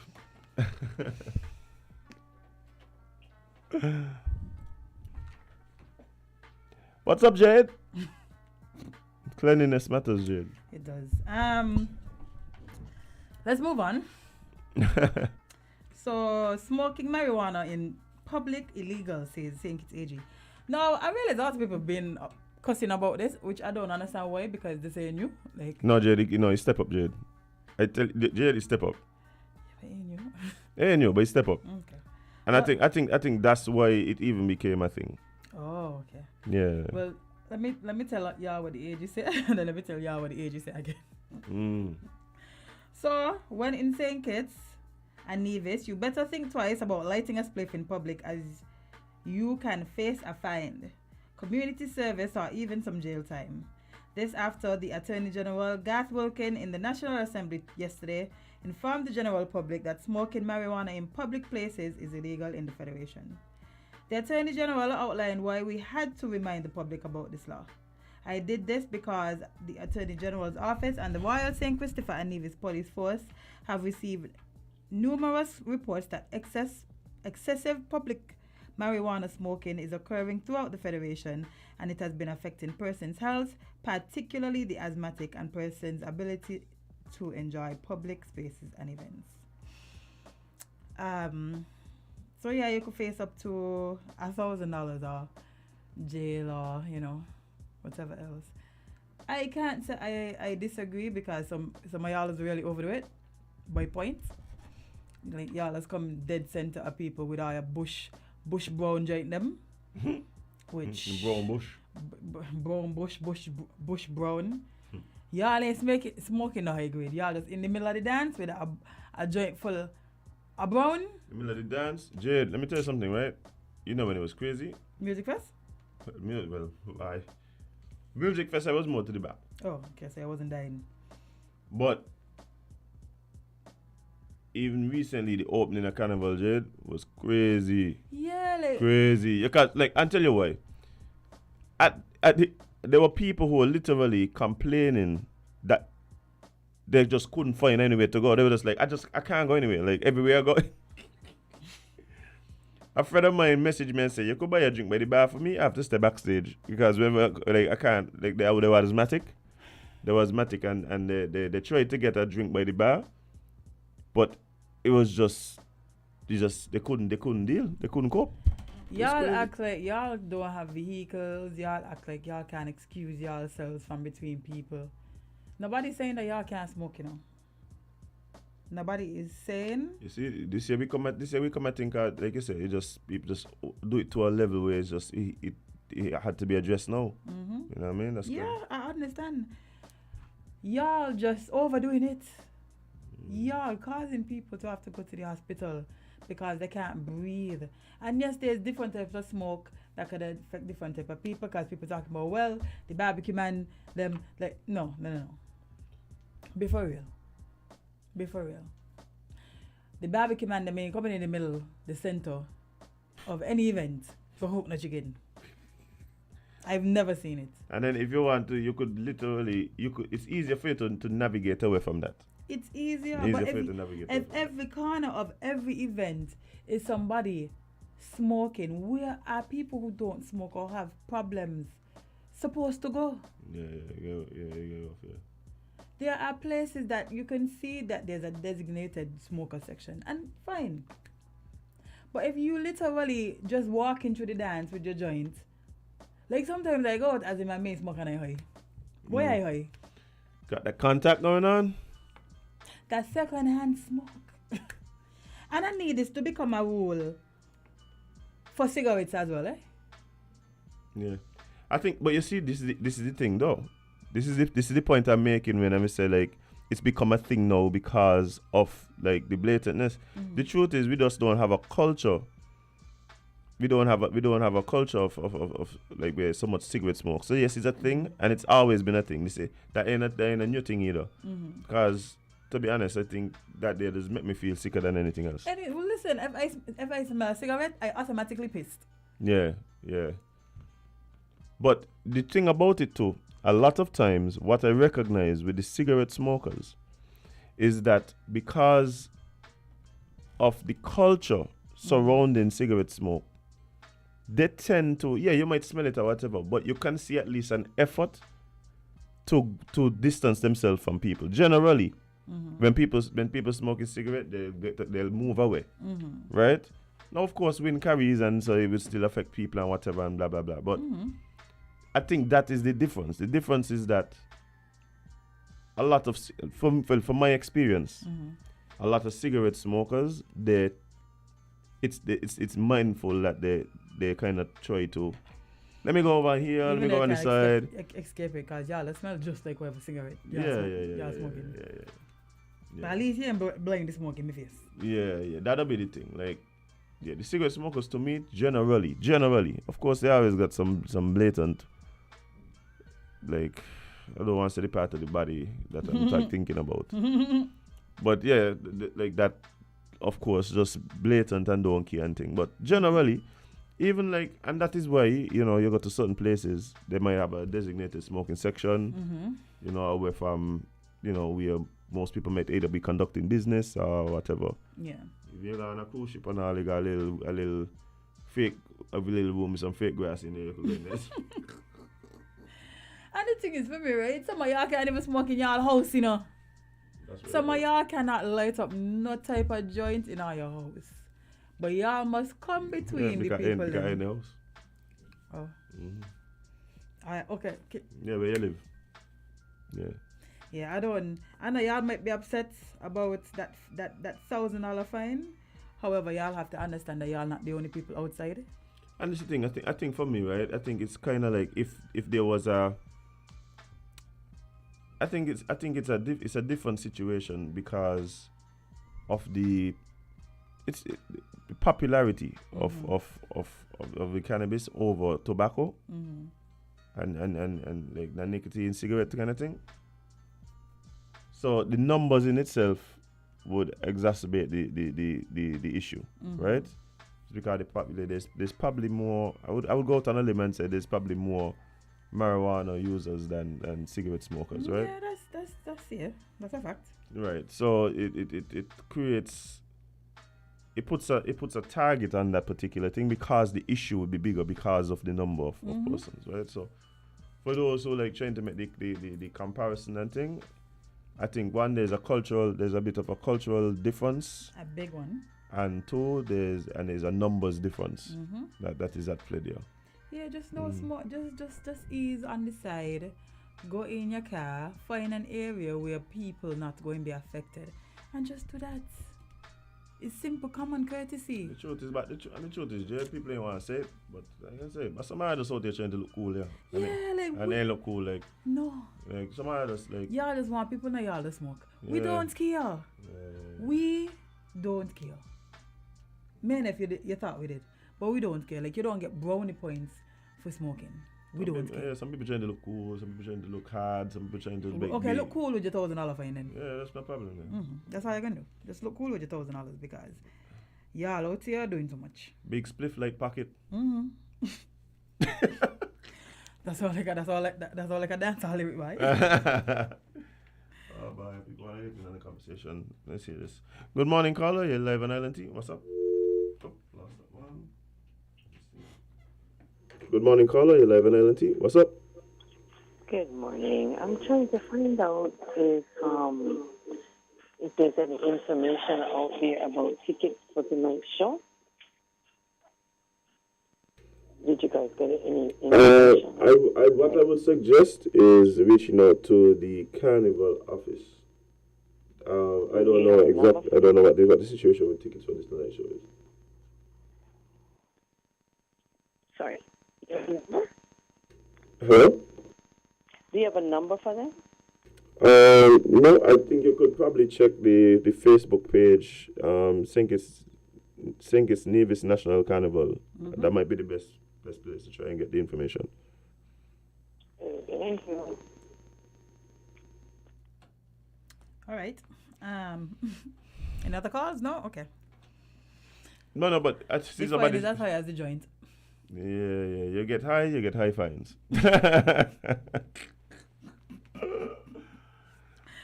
Oh yes. But my thing is, right, if you're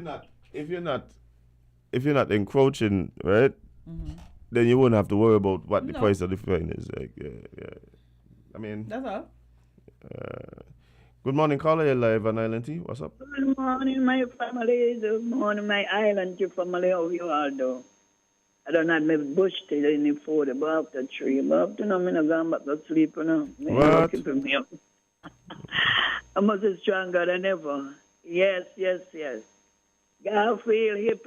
Garfield, hip. Yeah. Too much of that, man. Right? Could imagine how long by me bar, I never do that yet, and somebody round here, oh, please. I never sell night a brown or rapper there, 22 years last month or 4, October have it, You're bringing a little change, but that never bother me, because if me ain't like it, me no really should be selling it. So I never, sell them deal. I give me granddaughter now a little do, and he gone like wildfire. So I hope push the guy there get the message, because I crap down on them is right. Yeah, let them know what time it is. Okay, pass. We just pass here, Jade.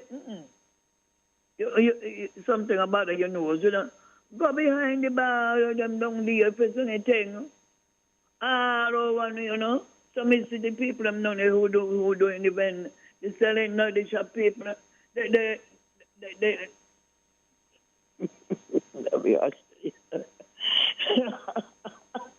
Day after Christmas, they come don't forget. We won't give him as if me ham to bring on up. I may go have a berry, and so I live by Mr. Weeks. They have me a week, where I live, isn't it? Right. Right there. Bring me cake and me thing. Remember me have the call, think I know where I didn't even get in. Yeah, and what I see yesterday in town, I look at it. We were drinking, eating something like, man, they want a little fine of that. They used to say 500, put $1,000 on that too. Walk with your garbage. Walk with it. When you don't use it, you have it in your hand, you just put it aside so that somebody ain't got to come take it up. Walk with it. They need to put a fine. They need to come like England, put a camera all around that they go sitting, they ain't got to have nobody on the road to see. And they will know who dropping from who ain't dropping. Yeah, I hear the jam last night for Ivory. You know when go jam Jade? No, I hear my uncle very John was hurting me. Ivory and so. You don't jam? Sometimes. Yeah, man, I hear it was Azem you went? No, unfortunately, I didn't. You have to help mommy grease the cake pan them, no? Yeah, you know it is. You remember them days, mommy said, come, Azem, come, help me grease the Them cake days you pan. mean last week? Remember you got to eat most of it. Okay. And All right, thank you. All the best, long life and happiness. Merry Christmas and a prosperous New Year. Same to Let me you. go to 2023 with wisdom. Jade and Azem. It's in a short out there that the shelf them get empty. You know, this thing like it's serious with you, you know. Yeah. It's inflation. Yeah, watching the TV this morning. I see as a reporter like you all a show. Like not some grocery shelf over there in my stomach, you know. I'm going to bring up my backyard, put my pumpkin to potato. I don't go into potato, somebody cattle come through yesterday, boy. All right. Well, thank you so much, and Merry Christmas and Happy Holidays to you.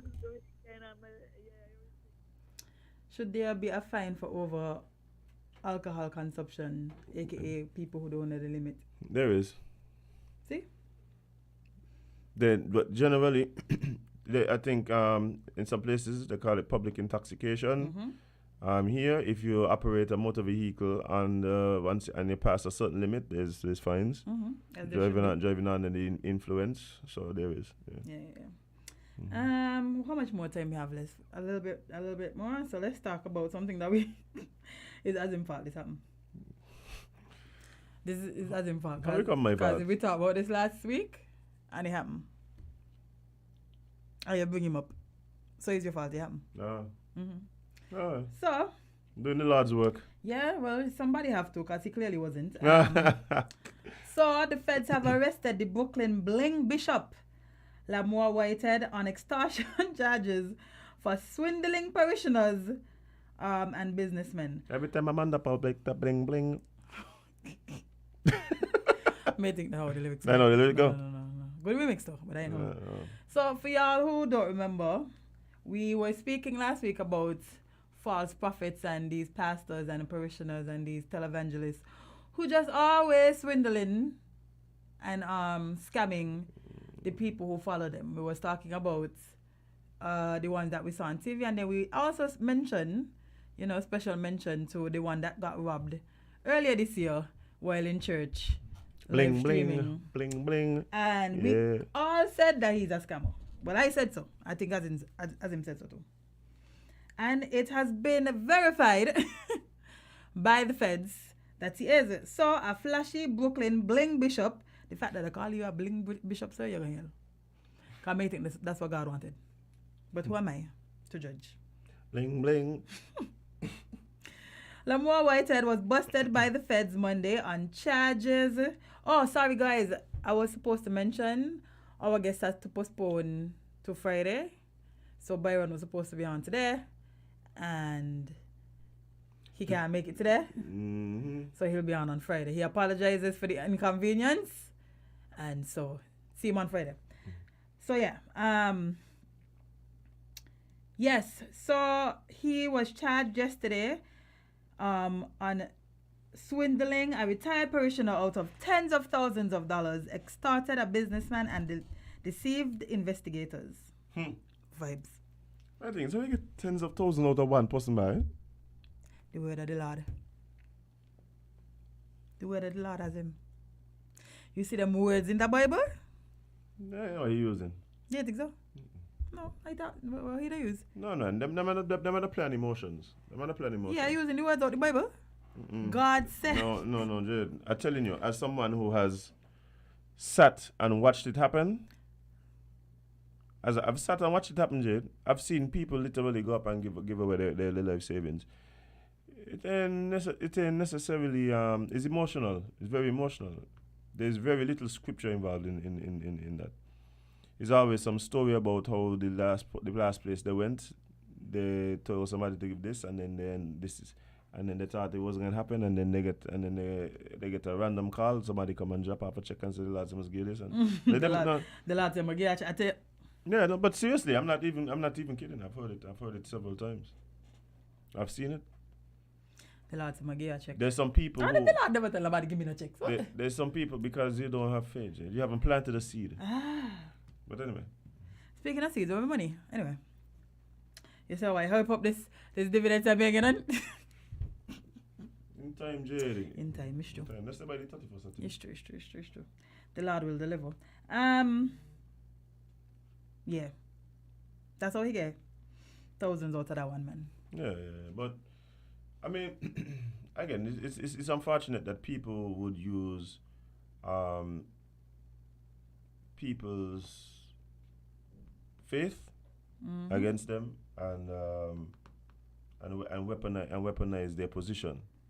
Like that's really what it is. It's unfortunate because there's people I think who genuinely believe, and people who genuinely want the best for people, and it undermines their ability to do good because of these people who just like cast doubt on what it is they're doing. It's crazy. It's crazy. But right here, I'm telling you, right here, they got people coming in, and I remember this one particular crusade that I went to, and why was by? It wasn't a crusade. What are they calling it? Me no. I don't go, so I don't know. Yeah, it was something. I thought all of them conference. It was a conference. Oh, it was a conference. You was on a lawn? No. Okay. And you're listening to this, and you're thinking to yourself, like, how does this happen? Like, how does faith, Azem? Yeah. Faith. I'd say I've listened and watched several documentaries on these types of people, right? And the things that I've been telling people, I'll be like, boy. Well, you see, I had. Yeah, but no, you see, it's not just that they are hard. It's that they recognize that they are people who, based on their current situation, are susceptible, right? Because they're desperate. They prey on the desperation of people. So, for instance, a lot of these people, had it been 6 months before, a year before, you wasn't gonna be able they weren't gonna be at that place. But because of wherever they're at in that particular time, in that current situation, some hardships at home. Yeah, financially, bills seem like it's more than you. And so the church, you turn to the church, and the church telling you, yes, you just have to pay some tithes, and then your problem gonna go away. You don't even got it, but you got to find the money to get the church. You ain't finding the money to get the bank. But you're finding the money to get the church. No, but Jade, I don't even think it's that. Like sometimes. No, like, I mean your tithes and offerings and what others call it, the things that you pay so you could get blessed. We were talking about it last week. Yeah, but like I said, like I feel like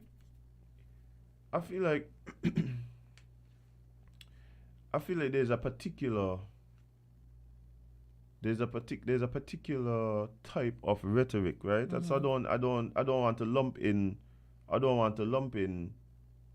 like regular, what we call regular like doctrine in with like the money doctrine, like may want to lump it in.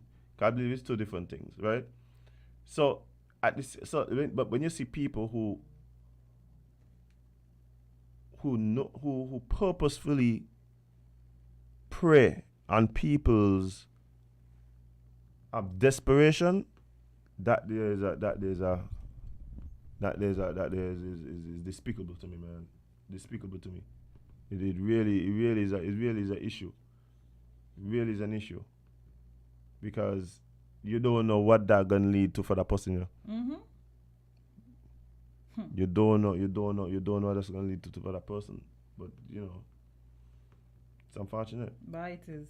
But he go in jail probably because But once the feds get involved, the feds don't take you up and charge you unless they know they got you. No.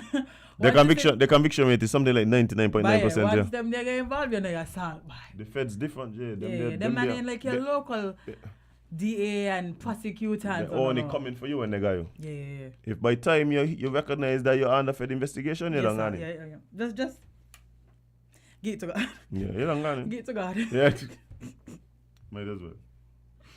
Fall on your knees and pray. Bye, God. A matter of fact, that can't even help you. What are going to stop? What are supposed to stop? Miracles you will happen. online, and it's a lot of the times is these people own fault that does get catch, you know. Because so why you online flexing as a pastor? Why you flexing your Gucci's, your Louis, your Lambos and all of these nice things on live as a pastor? They don't start to watch it from the time you say you get robbed in the church, you know. Yet you're doubling down. I just love to see how people just create their own downfall. A lot of the time is their fault for you, you know. What we call that, Jade? We call it self-snitching. Oh. Natural people selection? No, that's when you cause yourself to die. People does be online self-snitching. All the time. It does be so weird. Like, what you feel like we can't see you? Or what you think this like a... They think this is like the multiverse? They want to be seen. What happened is, Jade, is that we live in a culture now where attention is currency. And its value is higher than even freedom in some cases. Obviously. Right. That's what it is. It's just a very valuable commodity for some people, and they're willing to pay the ultimate price. The ultimate price for some attention. Not me, no. Me ain't going online and tell nobody nothing not gonna get me locked up. Al-Qaeda can't even torture that information out of me. I am mad. Some of these things that y'all has come tell us, right? Unprovoked. It is insane. Like how you're starting up your camera to tell us these things. Jade, I tell you one day, I wake up early morning, this panel on live as he walk to his weed patch. Like, sir, do you know we could see you? Like, I'm like... You think this is a personal video, no? Like, you think this guy in your phone when he done that? Like... The man breathing hard going up. I had to call him and I said, yo, bro, come off a live, please. Come on. Why? No part of me has ever felt like, you know what I'm going to do today? Embarrass myself. Live for everybody to see. Like, if you embarrass yourself among your friends, understandable. Amongst your family. Or if you do something embarrassing, meaning like it wasn't necessarily planned or thought of. Understandable. Yeah. But why y'all embarrassing yourselves and then showing us? I think the term that the elders use is papi show. Just papi show in itself. For free, you know? No, again, Jade, attention is the currency. Azem, I can't go in National Bank and tell them here I got some attention for y'all. No, let me tell you something. Some of these people make the argument. They make the argument, you know, Jade? They make the argument that they're going to monetize the attention, you know? And they just get paid 2 cents. Not even. Oh, yeah, right. You're better higher than me. Alright, that's just help me come in here and talk. What has happened, Jade, is that we have seen a devaluing of things like self-respect, right? We've seen a devaluing of things like reputation and character. Yeah, I ain't care more than that, dear boy. And we have now seen a sharp increase in the value of attention. And so none of that, no self-respect, man. In the free marketplace of life, we see these transactions play out, Jade, where people are willing to trade their self-respect, trade their reputation, trade their character, trade they trade anything for attention. It's crazy. It's crazy. Like, it's crazy, Jade. Crazy. So y'all just worry me because that means y'all would do anything for attention, including hurt people who innocent in the situation, just for attention. It used to be this kind of thing where people would do anything for money. It used to be like that, right? But now, by that, they're gone to the window, Jade. Bye. Anything for a little 5 minutes of fame. For a little viral moment. Everybody want to go viral. I mean, understand why?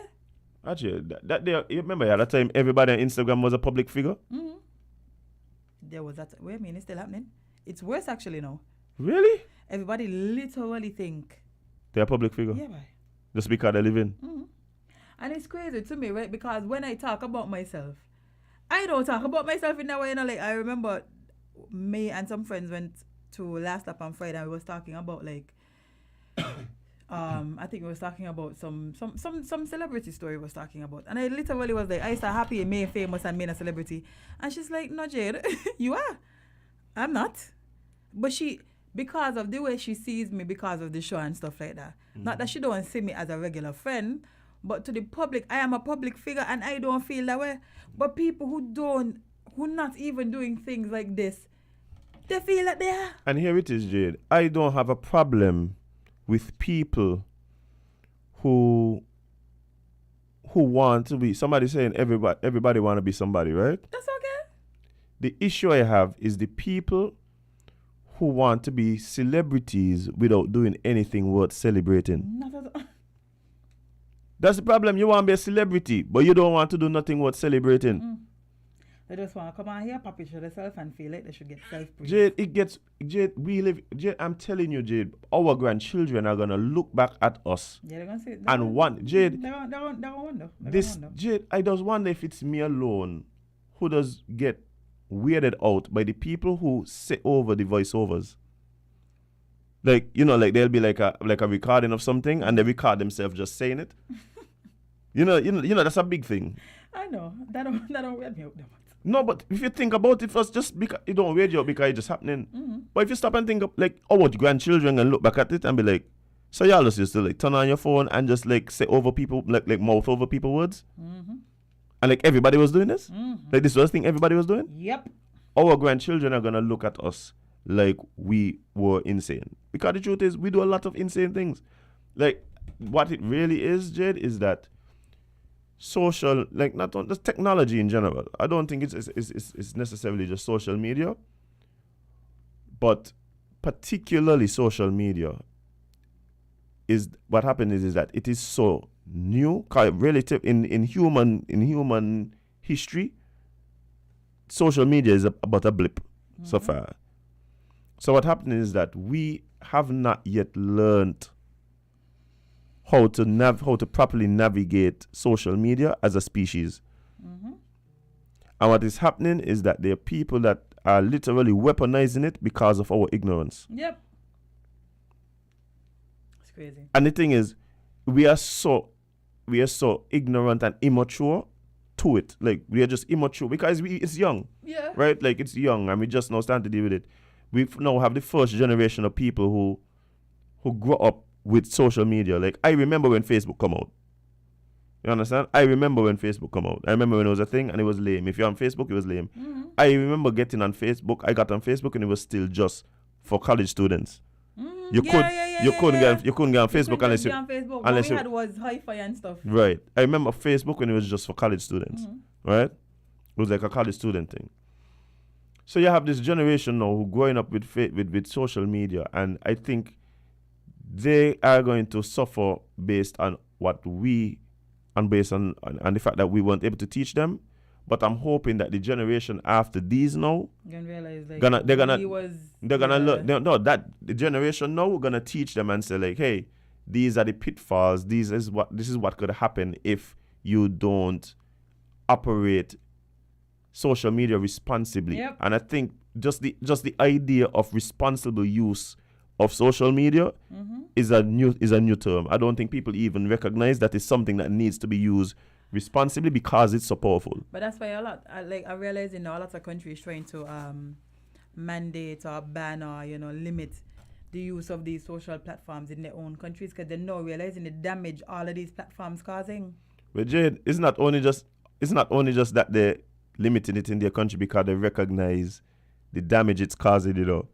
They literally, the purpose of it is to damage. Yeah. So, for instance, it's very much clear now that TikTok is purposefully placed to dumb down the West. It has to be because now the attention span, the attention spans of people right now just because of these platforms, right?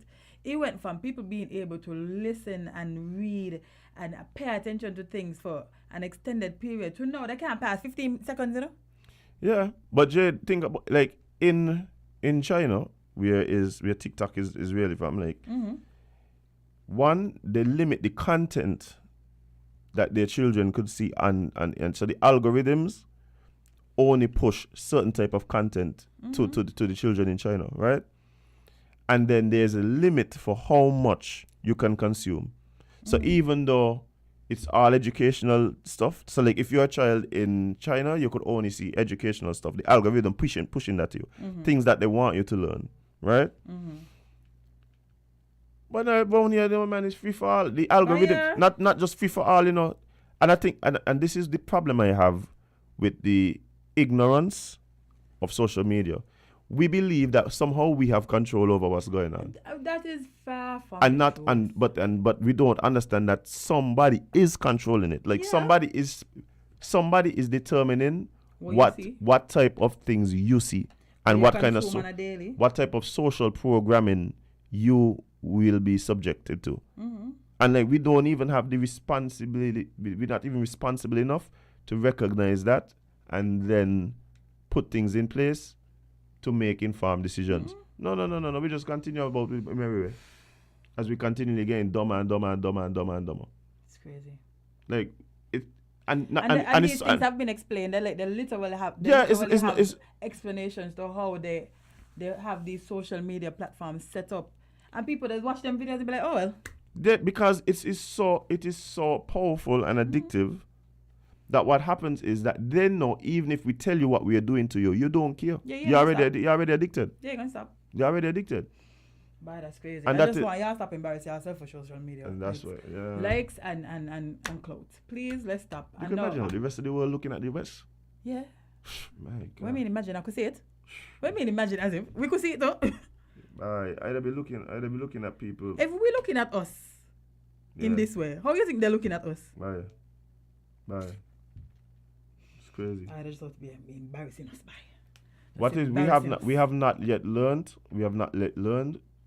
to responsibly operate social media. The idea of responsible usage of these platforms is a new thing, because the whole thing, it's new in itself. Yeah, it's somebody brought up the AI thing, right? And it's insane to watch people who talk about how the vaccine had microchips and they're gonna be monitoring y'all and stuff.